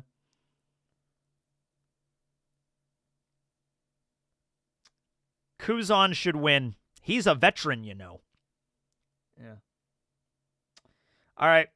Karasu's got it, 70%. I don't think Boa's bringing this back. All right, well, Boa and Nami both were defeated by Zoro in his first rounds, but they came through, and they had their respective wins. I think Boa had 2 wins. Nami had 1. Sorry, girls. Sorry. But that's the way it goes, man. Karasu is just cracked, man. Karasu's strong. Yeah. Oh, yes. Yeah, I think it might be today's... Yeah, Zoro's birthday's today. 11/11? Yeah, it's Zoro's birthday. Happy birthday, Zoro! He might win today. He might win after he defeated 2 women. Damn it, Zoro. All right, well, that's it. Both of the women are out of the tournament now, so everyone can stop like, oh, man, I was just going to vote for boobs. It's like, all right, well, you got to vote for Zoro's boobs then. All right. Karasu wins. All right, who's next? Round 19. Okay, so the finalists we have Zoro and Katakuri, Kuzan and Karasu. So it's got to be Zoro, Katakuri, Kuzan, or Karasu. All right. Place your bets, ladies and gentlemen. We're down to the final 4. All right, now round 19. Zoro versus Charlotte Katakuri. All right. A juggling competition. Who can juggle the most items without dropping them? Now, I think both characters actually are pretty damn good dexterous at, like, Zoro could definitely, like, throw his swords up and catch them. He can definitely juggle. But Katakuri definitely can, too. So, this is a good one. Yeah, I think for both of these characters, this is actually really fucking close. Who can juggle the most items without dropping them? Now, I would imagine you'd keep adding items. You know what I mean? So you start with 1, and then 2, and then 3, and then 4, and then 5, and then 6. What items are they juggling? It just says items. Hold on, I think we're gonna need a thing on this one. Let's pull up what order of items they have to juggle. Well, Katakuri can make a shit ton of arms too, so the Ashura argument doesn't work. There's literally a moment in the fight where Katakuri, like I can even pull that up right now. Hold on, I have a whole folder of the Katakuri when I did the Katakuri King fight. Hold on a minute. What was that, 2022, I think? Yeah, it was 2022.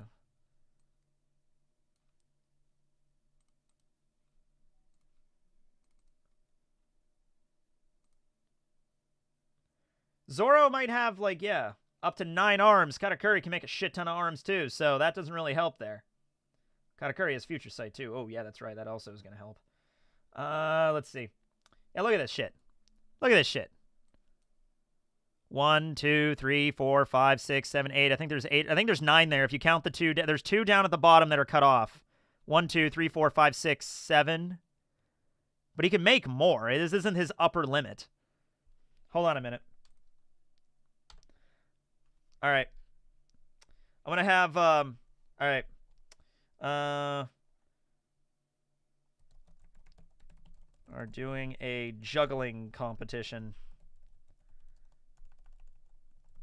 Give a list of items that will be added separately for them to juggle. All right, what do we got? All right, so the first item that they're going to be juggling, if my computer does the thing.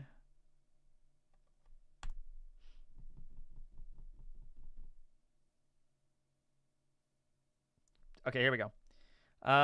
Okay, so the first thing they get thrown at just tennis balls. So they just juggle tennis balls, then apples, then bowling pins, then rubber chickens, then lit candles, then glass bottles, then eggs, then knives, then water balloons, then chainsaws at the very high level. The 10th thing they have to... here's a chainsaw, which people do that. I mean, juggling chainsaws is a thing you see in circuses and shit. It is a thing. Yeah. Yeah, these are all things that people juggle. Yeah.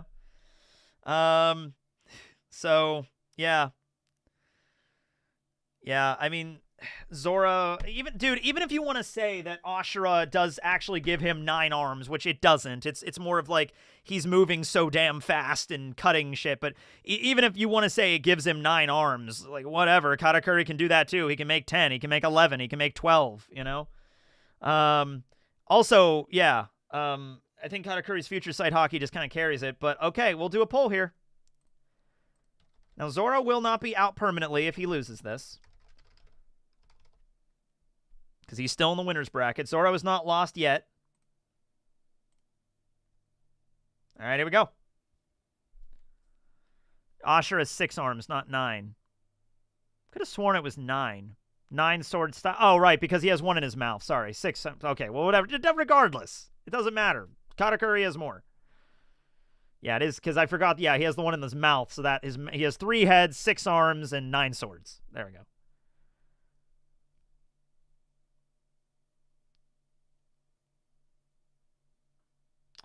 I mean, future sight, I mean, like, Katakuri's specialty is observation Haki. Okay, he high-spec observation, okay? Observation Haki, juggling, that's like the thing it was made to do, all right? Like, that's perfect for observation. For a observation Haki skill, that's it, is juggling. Juggling and being able to, like, good dexterity with your hands, and Katakuri's got both.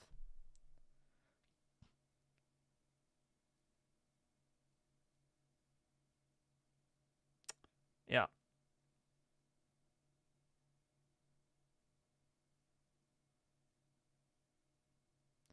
Katakuri's able to pick up items without them being stuck to him. He can pick up his trident. He can flick jelly beans with his hands.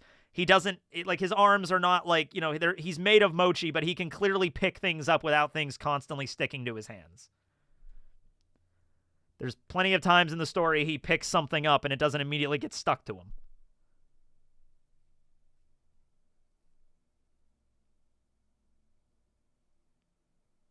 But yeah, I think Katakuri wins this. Only 228 votes out of 771 people. I don't know, man. I don't know. People aren't voting. People need to get out there and vote, man. Been saying this. Oh, dude. Yeah, he could just add armament on top, and then it's not sticky if that is the conceit. But I'm pretty sure Katakuri's had his ability for like 40 fucking years. I think he's pretty good at mastering his ability to the point of not sticking to things that he doesn't want to stick to. Yeah. Yeah, Zoro can juggle with his swords. Katakuri with his multiple arms and crazy-ass observation Haki, I think he can juggle.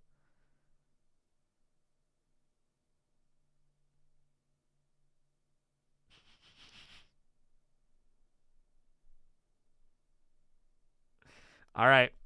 We got 71%. I think that's good to call it. All right. Zoro's first loss in juggling.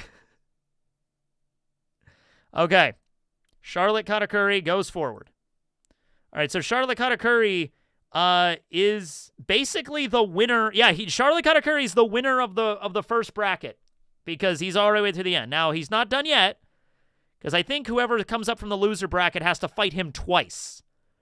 So it's like a best 2 out of 3 kind of thing for that person. But if Katakuri beats them once, then he just wins.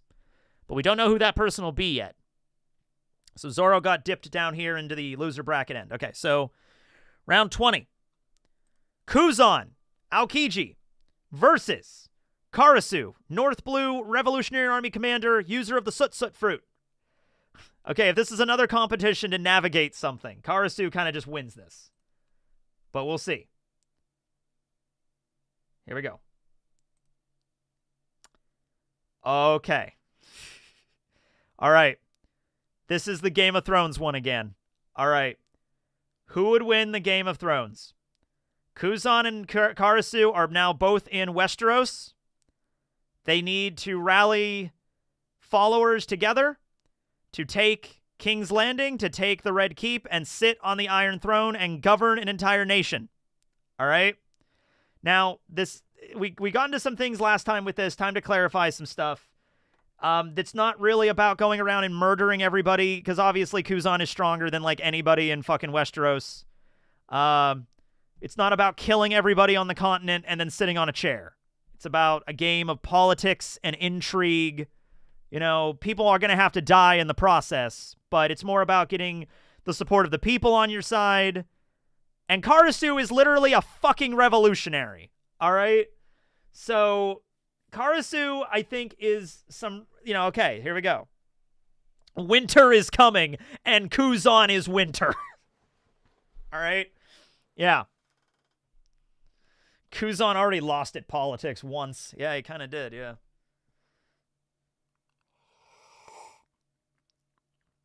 I think a Revolutionary Army commander would be pretty damn good at the Game of Thrones, but Kuzan did not want to be fleet commander. He lost and became a pirate, so they're going to try to do this. It's not just going to be Kuzan gives up and Karasu wins.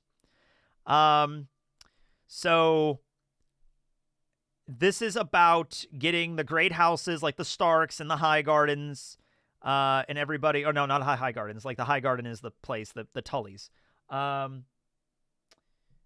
Getting everybody on your side and, you know, eventually getting the sway of the people on your side and then ruling Westeros, the Seven Kingdoms. Kuzan makes a deal with the White Walkers. I mean, like, he is literally the embodiment of cold and winter and ice. So, holy shit. Now, Karasu, look, Karasu is the commander of a revolutionary army, all right, of a northern army. You can't say that Karasu just doesn't have way with words, but Karasu does forget to turn his microphone on a lot of times, okay? So getting people to his side, and he also looks pretty creepy, but he also is a leader. Like, he's canonically the leader of an army, so it's not like nobody follows him. A lot of people follow him, all right? Yeah. Kuzan wins the White Walker vote. Oh, God. I mean, I guess they would, yeah. Karasu is the three-eyed crow. Oh, my God. This works really well. Kuzan is the White Walker army, and Karasu is the three-eyed raven. This actually works. In which case, Karasu wins, because the third-eyed raven actually eventually wins against the White Walkers. Oh, man. That's so funny. That actually fits really fucking well. Kuzan is up in the north in Winterfell, and then eventually beyond the wall, he rallies up the White Walkers or the Wildlings or whatever. And then Karasu is down in the south, I don't know, seeing visions and shit. I don't know, man. Arya's not taking out Kuzan, though. Arya jumps and she drops the dagger and stabs Kuzan, and it's just like, no, it was a sea prism dagger the whole time. Kuzan just explodes. So yeah, I will just say this, though. What matters more about physical strength here is mobilizing an army, defeating your opposing army, getting the politics in order, being a person of the people, taking the Iron Throne. That is what it is. Okay? Okay. With that being said, I think it's time to vote. Unless anybody else has anything else that you want to push here. Yeah, it's not Bello Betty, unfortunately. Bello Betty would have been really useful here. Yeah. Okay, here we go. It's also, Valyrian Steel is also Sea Prism! No! All right. Here we go.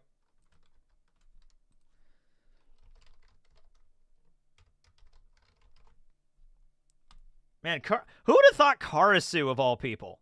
You know? Who would have thought fucking Karasu of all people was the guy? We don't even know that much about Karasu, honestly. We know he likes volunteer work. He's the commander of the Northern Army. He has the soot fruit. He has a microphone. That's basically all we know about Karasu. But man, Karasu's winning this shit, man. It's not that even. I'll leave this vote up for a little while. It's not super one-sided.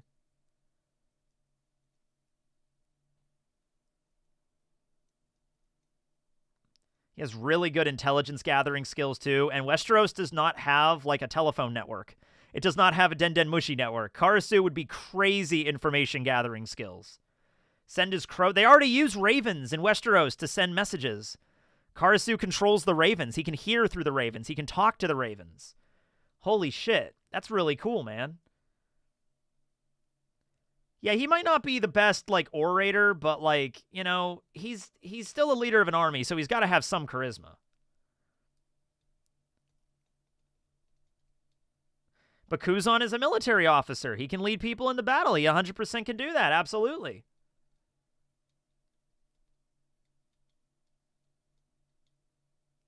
Yeah, I know ravens and crows are different, but he can make it. It's soot. He can make it a raven. He can make it a crow. Soot. Yeah, he's the three-eyed raven. Yeah, he is, basically, yeah. The guy who could talk to crows ended up winning the Game of Thrones. Yeah. Actually, yeah. I wasn't happy with that decision, but yeah.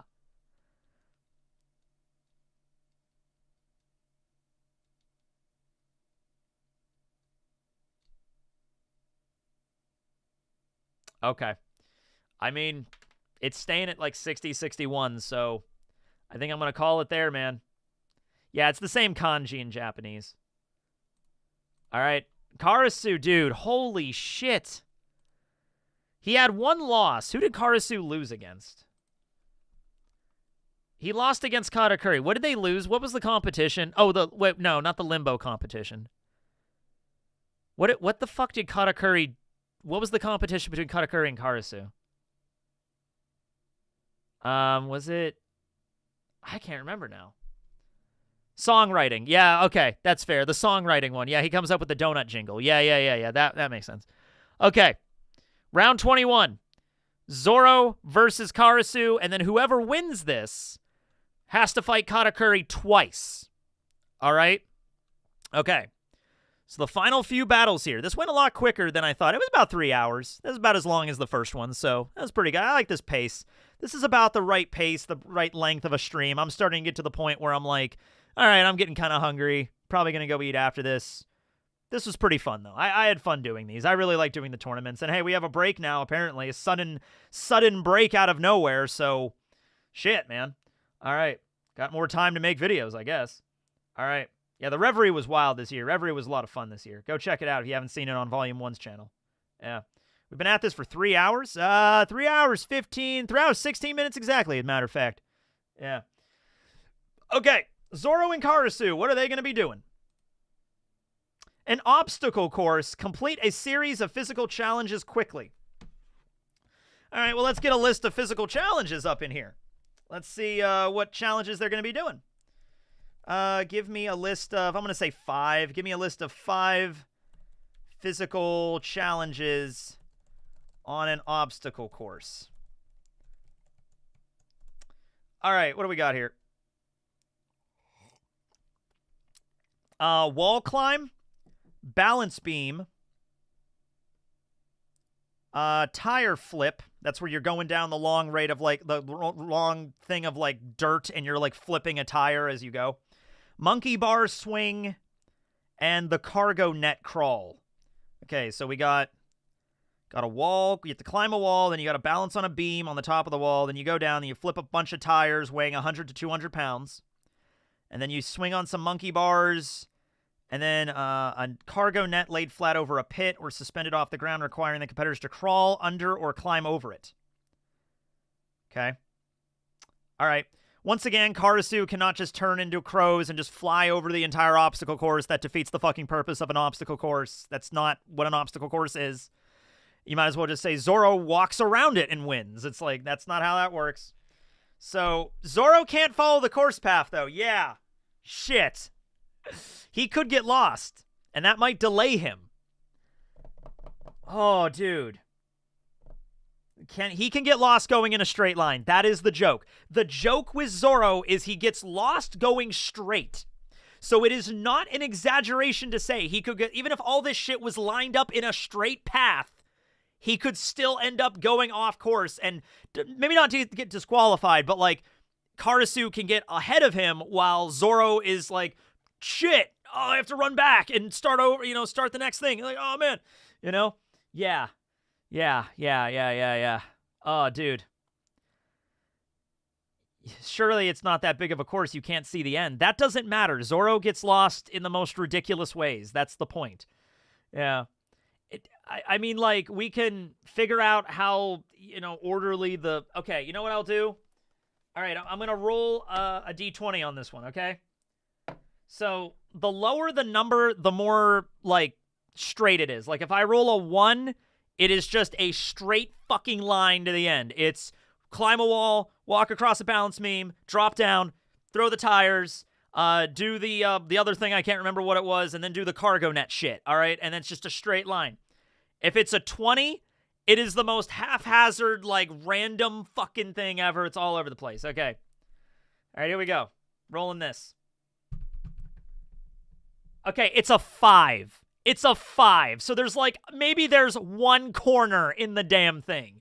Maybe you do the wall climb and then the balance beam, and then there's a corner you have to turn, and then there's the tire hurdle.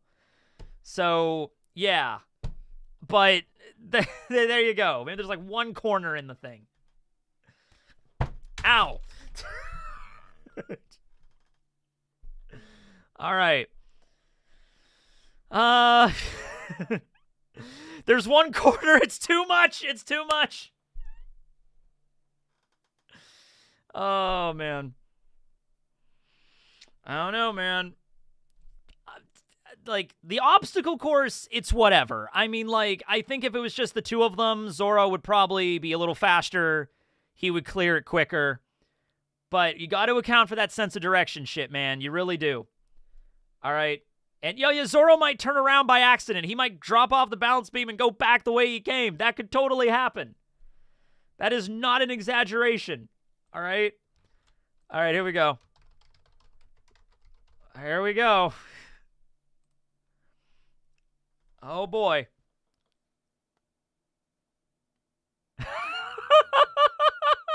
Oh, Karasu. Oh, he's in the lead. Oh, he's in the lead. Keep in mind, Karasu cannot fly. He cannot do anything. He has to do the obstacle course, but he's a strong-ass guy. He'll be fine. Like, the obstacle course is not a problem to either of these characters. Like, climbing over a wall, balancing on a beam. Karasu would probably be better at balancing on the beam than Zoro, honestly. The tire flipping us some tires that are a couple 100 pounds, that's fine. Cargo net crawling under, like army crawling under a net, like that's fine. That's for both of them. They're good. There's no water involved, for them to drown or anything like that. So, yeah. Honestly, yeah, like, even if he doesn't separate, the obstacle course is a joke to him because he is a Logia. Yeah. He wins just because Zoro is a shit sense of direction. Yeah. Yeah, Karasu's capable and not an idiot. Zoro wondering, how come they had to make this into a maze? There's one corner. Damn maze, it's so confusing.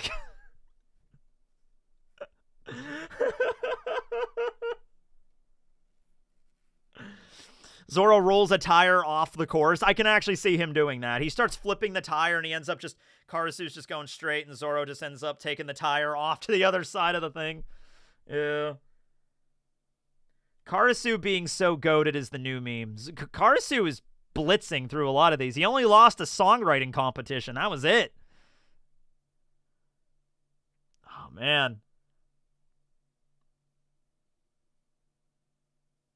Yeah, if it was just doing one thing, if it was just army crawling and that was it, or climbing, like rock climbing and that was it, I think rock climbing actually is on here as a separate thing. If that's all it was, then yeah, but damn, man, it's in multiple courses, a series of physical challenges quickly. Quickly is the defining case because Zoro is definitely going to get turned around at some point. Maybe he only gets turned around for a few seconds, but that's a few seconds where Karasu is just going to speed right past him. Even if Zoro gets distracted by 10 seconds, that's enough for Karasu to take the win.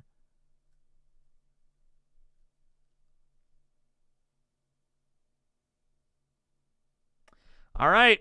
I think he wins. He got it. 62. All right, M-pull. All right. Winner, winner, chicken dinner. And Karasu is a crow. All right. Karasu and Katakuri. Who would have thunk it, ladies and gentlemen? Who would have thunk it would have come down to this?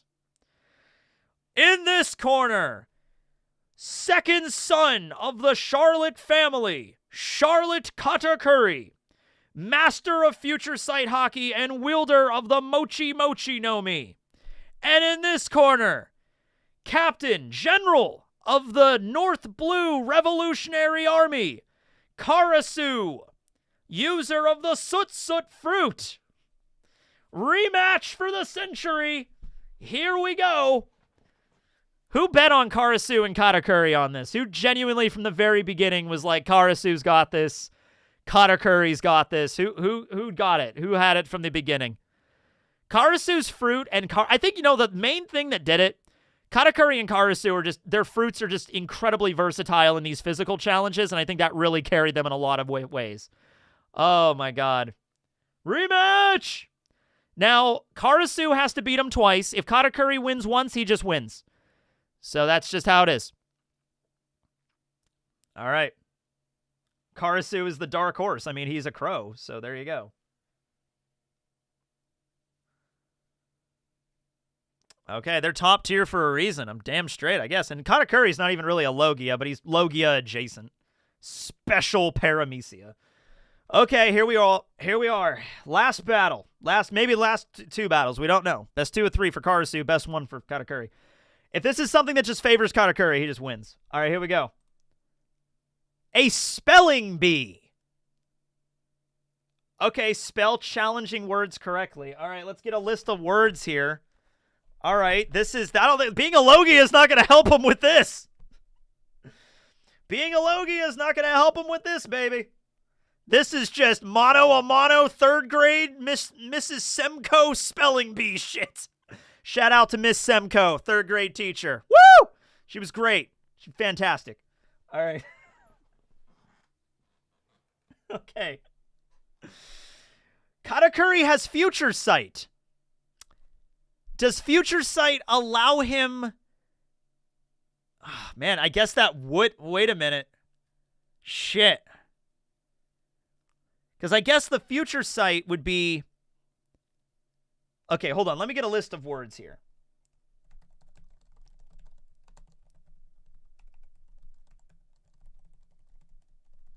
But wait, no. Wait, hold on a minute. Hold on. We have to look at how a spelling bee works here. Yeah.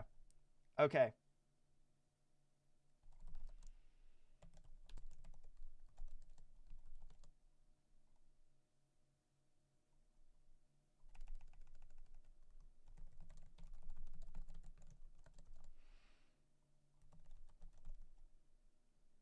Okay. All right, so I'm having it generate 10 spelling bee words from easy to difficult. Not easy as in like, like cat, something like that, but getting higher as it goes. Okay, here we go. The first word is, so the way that a spelling bee works is they each have a different word and they each say the word, right? And if you get it wrong, then you're disqualified. So I actually need two lists for this. Hold on.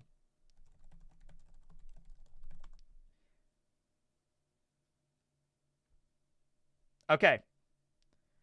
All right, so who's first? Charlotte Katakuri's first. So it's going to go Katakuri. I'm picturing them up on... Look, even if you... this is one of the final matches, so let's give a little bit more, theater to this, okay? So... They're in, the high school gymnasium. They're in the high school, auditorium or something. Up on stage. They go up to their little booths. They're wearing their spelling bee suits and whatever. There's microphones available because it's a spelling bee. So it doesn't matter if Karasu has his mic on or not. There's a microphone there already to speak into. That's the whole point. All right. You do have a time limit. Spelling bees have a time limit. You can't just stand up there for 30 seconds or a minute without saying anything. If you get to a time limit, okay. So, it depends on how far Katakuri can see into the future. That's the deciding factor there. And that's the tricky thing, because we've never been given an exact time frame. It seems to be just a few seconds. So let me ask you, can Katakuri see a minute into the future? Because if he can see a full minute into the future, I think he just wins this. But the number of times he's used future sight, he was able to see the jelly bean missing Sanji, but that was in a fraction of a second. he was able to see Luffy going into Snake Man once again right before he did it. I don't think. 30-second tops, and even that's kind of pushing it. I think a good 5 to 10 seconds, maybe. But even then, yeah. How long in professional spelling bees do you have to answer? As in, what is the time limit? What do we got here? Okay, so... Oh, shit. This isn't actually that good for Katakuri. Okay, in professional spelling bees, like the scripts telling bee, the time limit for answering... There are guidelines to ensure the competition moves at a reasonable pace. 2-minute rule. While there isn't a strict countdown timer, most spellers are expected to complete their response within 2 minutes. Once the speller begins actually spelling the word, they are generally expected to finish within 30 seconds. So, if Katakuri can only see like 10-ish seconds, 20-ish seconds into the future, and he gets a word he doesn't know how to spell, then seeing 20 seconds into the future is not going to help him. Okay?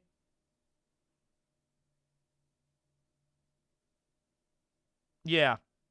Because there is time limits enforced on this shit.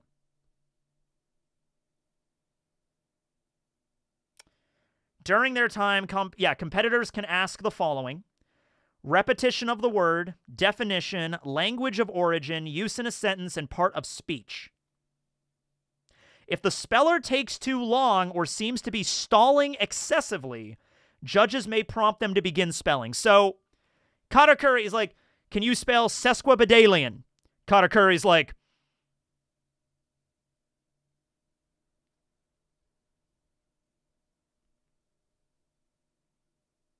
Mr. Charlotte Katakuri, you need to begin spelling sesquipedalian. Okay, you know, like that's how it goes, right? He can't, you know, because if, you know, can you use rigged in a sentence, Katakuri? Okay. So here are the words. These are the words that were generated, okay? Katakuri's up first because his name is first here. Let me pull up the thing. All right, here we go. Let me know, I guess, on which words that they would be able to spell and which, I guess, when they're, like, maybe this is getting a little bit too complicated here, okay? Katakuri, your word is banana. Katakuri, I think, could spell banana. B-A-N-A-N-A. It's like, okay.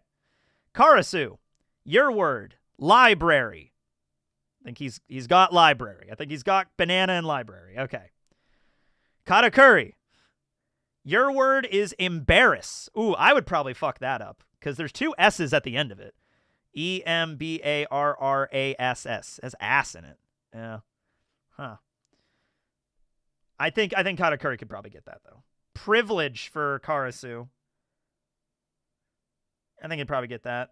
And then misspell. I'm just going to go down the list. Misspell, cemetery, tangible, onomatopoeia, conscientious, flabbergasted, schadenfreude, synodoic is the 10 words for Katakuri. Yeah, who went to school?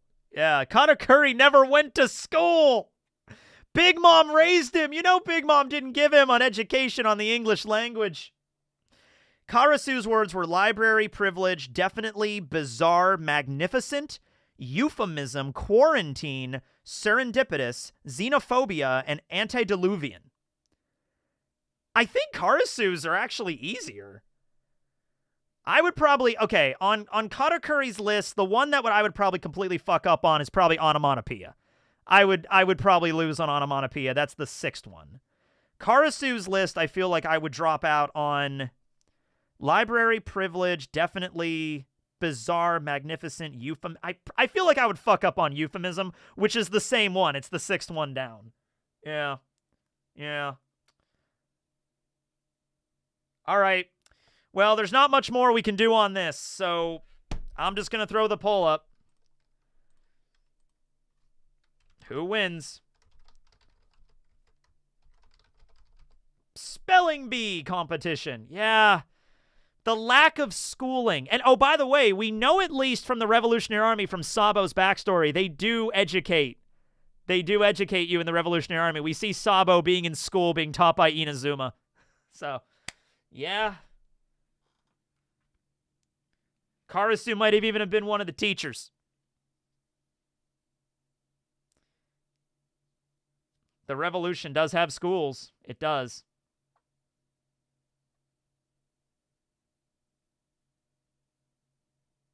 I'm just picturing them both wearing, like Katakuri's wearing a tweed blazer with a tie that's way too short on him, and he's just like... being Logias and like Katakuri being like 17 feet tall is not going to help him in this battle of spelling. Can you repeat the list of words? Yeah, I can. Hold on. So Katakuri's list was banana, embarrass, misspell, cemetery, tangible, onomatopoeia, conscientious, flabbergasted, schadenfreude, and synodoic. Then Karasu's was library, privilege, definitely, bizarre, magnificent, euphemism, quarantine, serendipitous, xenophobia, and antediluvian. There you go.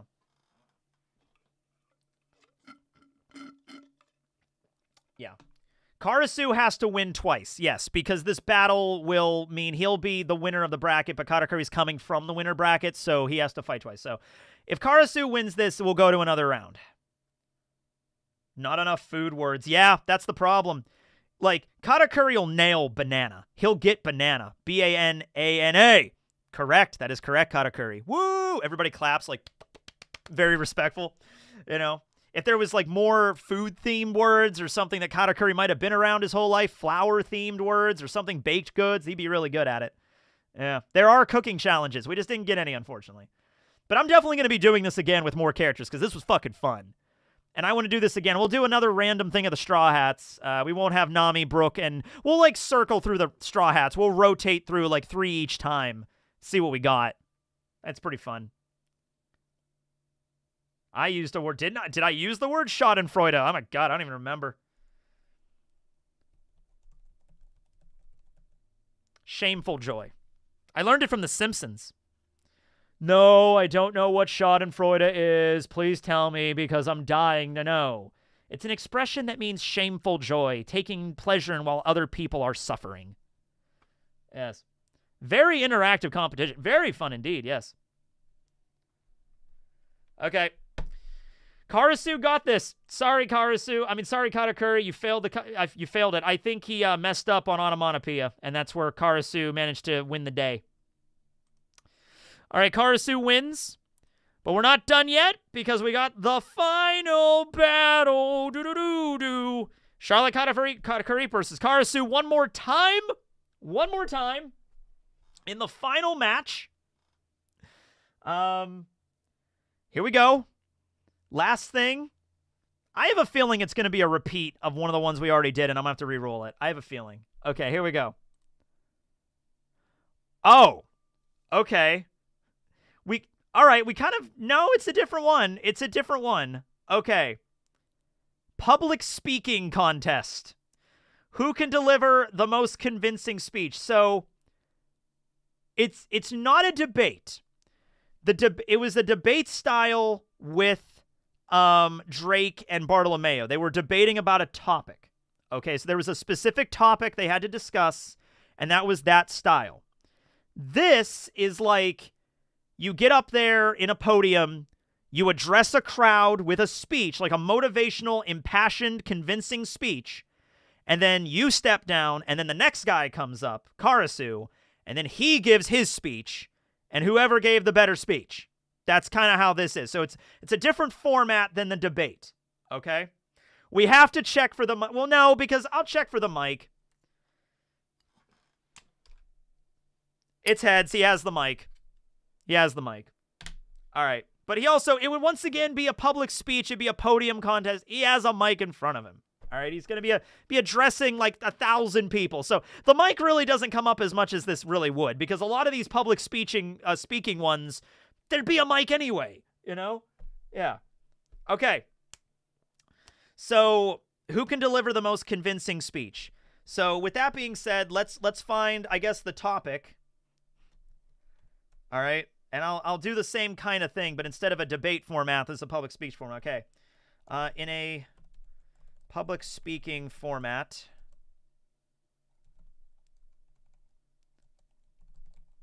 attempt to convince the crowd of something. What topic would Charlotte Katakuri and Karasu in One Piece discuss? All right, what do we got? Give me, yeah.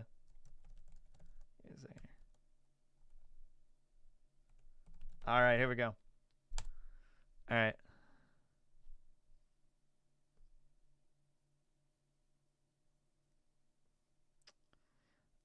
Oh, that's a good one. Okay. Fear versus respect.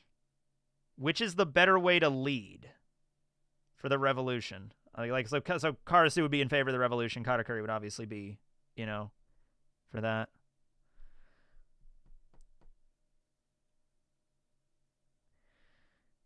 And it kind of even gives, like, this is just a general idea. Katakuri's stance, who commands intense respect as a fighter and a leader. He might be respected far more by instilling fear. But he also has respect, because the people of his crew respect him until they don't, kind of thing. Karasu's stance for his, he's a revolutionary commander. He commands respect from his army, especially, you know, they're dealing with the oppressive world government. Yeah. Huh. So they get up there on the podium. There's a big audience. They're not debating. It's not like back and forth like a debate setting. It's just up there like Katakuri's like, this is the way we need to lead the army. We lead by respect and power. Power is important. And then Karasu comes up and just like, the people. I was like, I don't know how this would go. Yeah. Who is the audience? Everybody in the One Piece world, I guess. I don't know.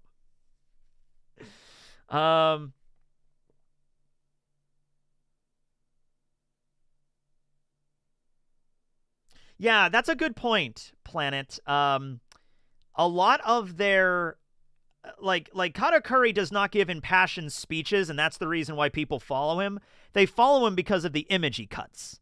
You know, he cuts this image of the reliable older brother that's strong and never backs down and never lays down and never, you know, lost a fight in his life, and he's just so powerful and yada, yada, yada. He doesn't actually talk very much.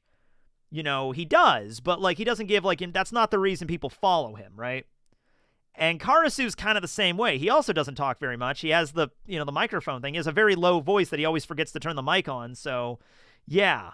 Huh, they're both definitely going to earn respect for people. But who would be the better speaker? Karasu actually talks quite a bit. It's just that his voice is so low that you need a microphone in order to hear it. But the microphone is on, and also the microphone on the podium is on. So people will be able to hear Karasu. People will be able to hear Katakuri. Jimmy Scoops is in the audience. Yeah, and the second he became himself, the family turned on him. Yeah, that's rough. That is rough. You know, that is a good point to bring up the Conqueror's Haki. I'm not saying Conqueror's Haki knocks out the crowd and, yo, Katakuri wins. But no, Conqueror's Haki is good at, like, the presence of a king, of a conqueror. You have an air about you with your speeches. Because that's the whole thing is Conqueror's color of the supreme king. That's literally what it's called. There is no moderator. There's not a debate. It's not a moderator. It's just big crowd of people. Katakuri goes out and gives his speech. Crowd cheers. Katakuri gets off stage. Karasu comes up, gives his speech. Crowd cheers. Which crowd, like, who cheered more? Who cheered more? You know? It's about convincing, not giving the speech. Yeah, who has the better, like, think of Martin Luther King Jr.'s I Have a Dream speech. Think of the thunderous roar from that, okay? Like, versus the guy that came on after him. You know, like Jesus. Like, can you imagine being the dude that goes on after, like, Abraham Lincoln's Gettysburg Address or Martin Luther King Jr.'s dream speech? Like, good Lord. Like, you can't... Like, if Katakuri gives a really, really, really good speech, that could also hurt Karasu. Katakuri's going first because of the way this is laid out. He's going first. Oh, man. Ugh. Martin Luther King Jr. had Conqueror's Haki. Yeah, I can see that. All right. This is the final battle, though. Here we go. This is a really tough one, yeah. If it's perfect, like 50-50, then we can do it again. If I guess a draw is technically possible with this, because if it's like the crowd both has like a similar kind of cheer, a draw could definitely be possible here. But, oh, it's not looking like that's going to be the case. Karasu! Karasu! Karasu! Well, hold on. Yeah, the Revolutionary Army would do. Karasu has had to give a rallying speech at some point. He's the commander of a fucking army. He had to have given a speech at some point to boost the morale of his North Blue army. He had to have. There's just no way he hasn't. Okay? Katakuri, he's a sweet commander, but he's probably given some speeches before, but like, he's not the captain of a ship. It's like he commands an island, I guess, so he's probably having to give speeches, but I just feel like Karasu would be better at this, man. Oh, this is close. I'll leave this up for a little longer. It is the final battle. Oh, this is close. Karasu could have learned a thing or two from Bello Betty. Maybe. Oh, God. Gotta go. Oh, my God. This is so close. 52-51.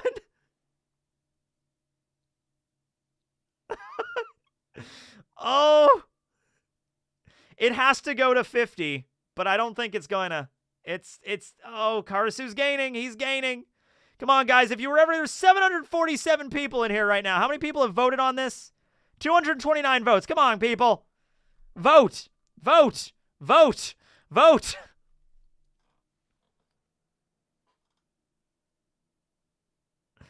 Katakuri has Conqueror's Haki. Well, that's a case everybody knows. I said he has an air of a supreme king on him. Put a timer on. All right. I'll put a 2-minute timer on from this point onward. It's the final battle. It has special fucking rules. All right. 2-minute timer starting now. All right. Here we go. Pokemon, go to the polls! He's not knocking the crowd out, but when you have Conqueror's Haki, it is mentioned that you have that air of a leader, of a ruler. That's Supreme King. You know? There's people in history that give really powerful speeches, like MLK is a good example of that. Like, when he gives that speech, and you can go watch it on YouTube, it's fucking powerful, man. You feel the energy coming off of the man and the speech that he's giving. That's what it's kind of talking about, except on a dialed-up level when you have Conqueror's Haki, you know?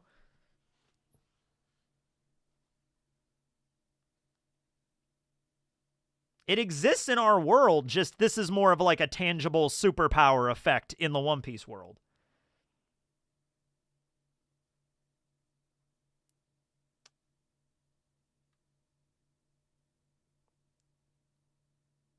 This is a respectful battle, though. This isn't a wash. I'm glad it wasn't a wash. I'm glad it wasn't a donut-making competition. Or who would do the best volunteer work, because that's what Karasu does. You know what I mean? This is pretty close. We have about 45 seconds left.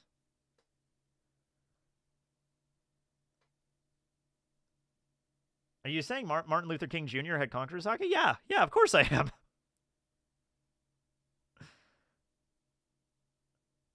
Yeah, I could do that. Historical figures that had Haki had Conqueror's Haki. I could definitely look at that, yeah. 20 seconds.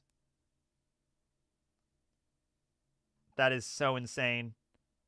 Look at that. A 4% difference. Yeah, that is close. That is so close.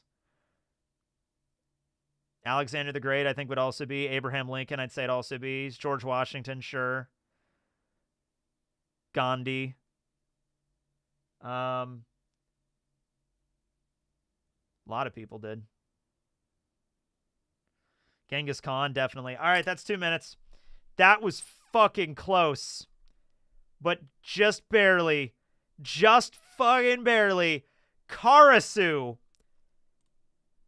edges out Katakuri 52-47 with 1% margin of error because that's the way YouTube works for some reason.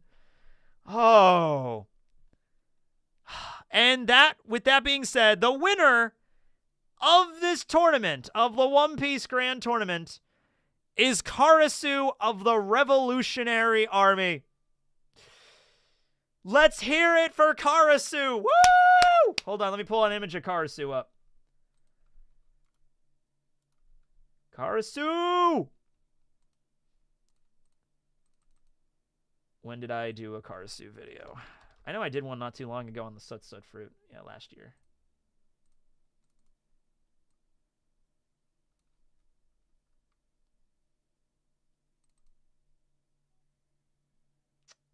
Rigged. Show the top 3. Yeah, give me a second.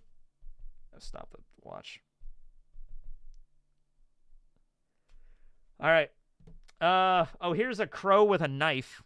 Or a raven with a knife. Karasu! Karasu! Karasu! Karasu! Woo! He did it, ladies and gentlemen! He did it! Oh, man, who would have thunk it? Karasu, of all fucking people. I did not expect that today. I did not expect Karasu, of all people, to be the guy that was going to beat out Zoro, Katakuri, Kuzan, Koby, Drake, Nami, Boa Hancock, Kaido, of all people. Oh, dude. I think Sanji or Brook won last time. I can't remember. We voted for this man right here. He's happy. Look at the expression on his face right now, ladies and gentlemen. Look how happy that man is. He's my president. The creepy, bald, pale, gaunt, plague doctor mask wearing crow guy. He's the one that won. Holy shit. Good job, Karasu. Good job. Well, that was really fun, and that was about a 4-hour stream, and it did not feel like 4 hours. That actually went by pretty damn quick. I think the first time I did this, I just kind of jumped into it. I just kind of didn't really plan anything. This time I actually did think a little bit on the way it's structured, and I enjoyed this structure. I think this worked. I think we could do the same thing again. I think the bracket worked, and then the random things, and then us like discussing back and forth what it is, and then doing the poll at the end. I think that's the good format there. I have the opportunity to say my piece. People in the chat bring up their points, and then we vote, and then that's how it is, and we move on to the next one. I think it was good. This was a lot of fun, yep. Soot has cleaning properties. He'd just be a little dusty. Yeah, he's a little dusty. 4-hour stream, but that's pretty good, but I'm feeling kind of hungry, kind of peckish right about now. So I'm going to go get some dinner. I'm going to go get some sushi, maybe some tempura. But yeah, that works for me. We could do all the finalists in one. We can. We could take, like, after we do a few tournaments, we could take all the winners, the tournament of winners, put them all together and see who wins. Yeah.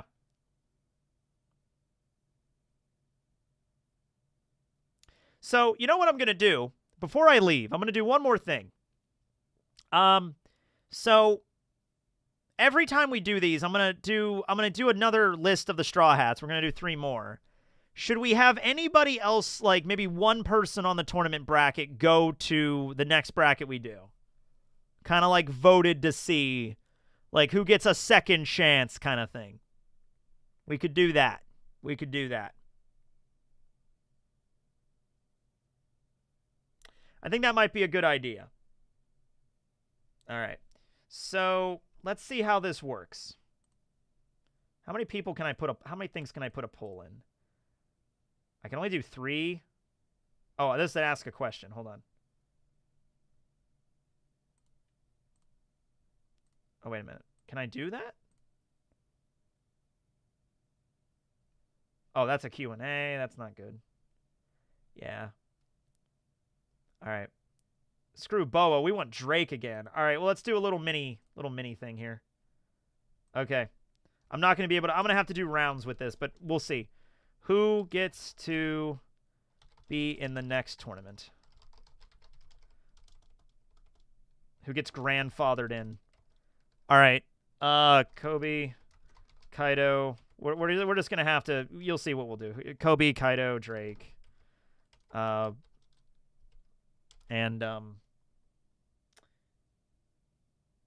keep the Straw Hats together because I think that's fair. Kuzan. All right. All right, so this is the first round of this because I can't do everybody in one, so we'll see how this works. We'll do one round here, see who wins this. Just give it like 30 seconds or so, and then we'll do the next round, the next round, the next round. We'll see what happens.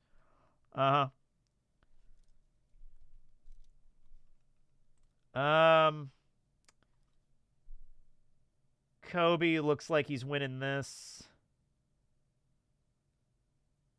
Drake's only got 16. Kuzan's got 15.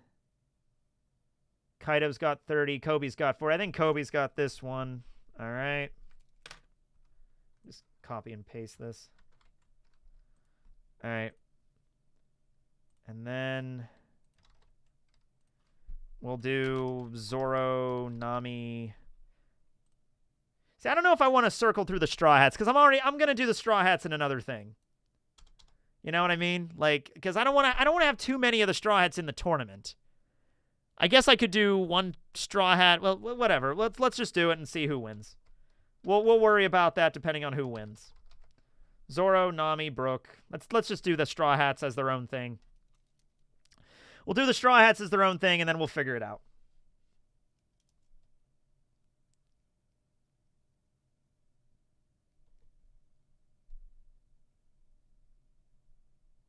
Add Goku and Toriko. No, I'm not going to do it with that one.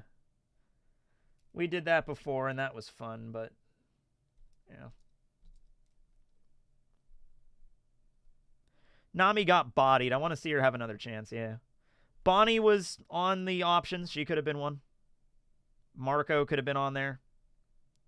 I think it's more fun to do the random thing, though, because, like I would have never... I don't think I or anybody in the chat would have, like, if we were voting on who's going to be in it, would have selected Karasu.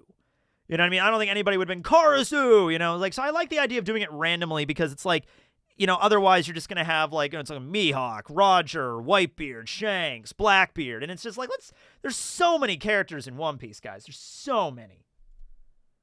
Yeah. All right, Brook. Oh, that's so close. But Brook is 36. He's ahead. So I think Brook is the guy. I think Brook's the guy. I'm doing Brook. Okay. All right, now hold on. I might actually have enough to do... Can I do Koby, Brook? Who else? Katakuri. Boa. Is there anybody else? I think it's just Koby, Brook, Katakuri, and Boa. Because Karasu won, so he's exempt. Kaido got kicked out. Koby got in. Yeah. Yeah. I think there's just 4 left. All right, cool. Then that's great. I can just make one final poll. Great. All right, final poll of the night, and then I'm going to get going. Koby, Brook, Boa, or Katakuri? Who gets a second shot at the tournament? This is the final one. Oh, Warcry. All right, fine. Then I'll just do the last one against Warcry, I guess. Forgot about Topman. All right, well, we'll see.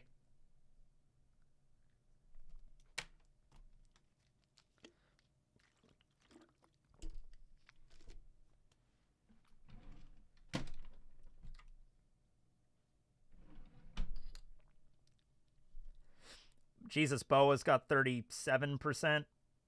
Oh, Boa just decimated everybody. Boa blew right past Katakuri and Brook and Koby. Okay, so Boa. All right, look, I know who's going to win this, but just for the sake of completion, fine. Boa Hancock, Topman, Warkery. As if I even need to do this poll. All right? As if I even need to do this poll. All right? Like, yeah. Oddly enough, Boa is not stomping as much as I thought she would. I think a lot of people are just voting for Topman, ironically. Like, yeah, whatever, I'll vote for Topman. I voted for Topman. It's like, yeah, okay, so it's Boa. It's Boa. Yeah. All right, so Boa, because she's hot. I mean, because she's such a skilled competitor. I mean, because she's got huge boobs. Yeah, Boa Hancock is going to be in the next tournament, which is great. It's fantastic. I'm not complaining about that in the slightest. Exactly the reason. Exactly. Okay, Boa gets it. Boa gets it. All right, next tournament, whenever that'll be. Boa gets into the next tournament. She gets grandfathered into it.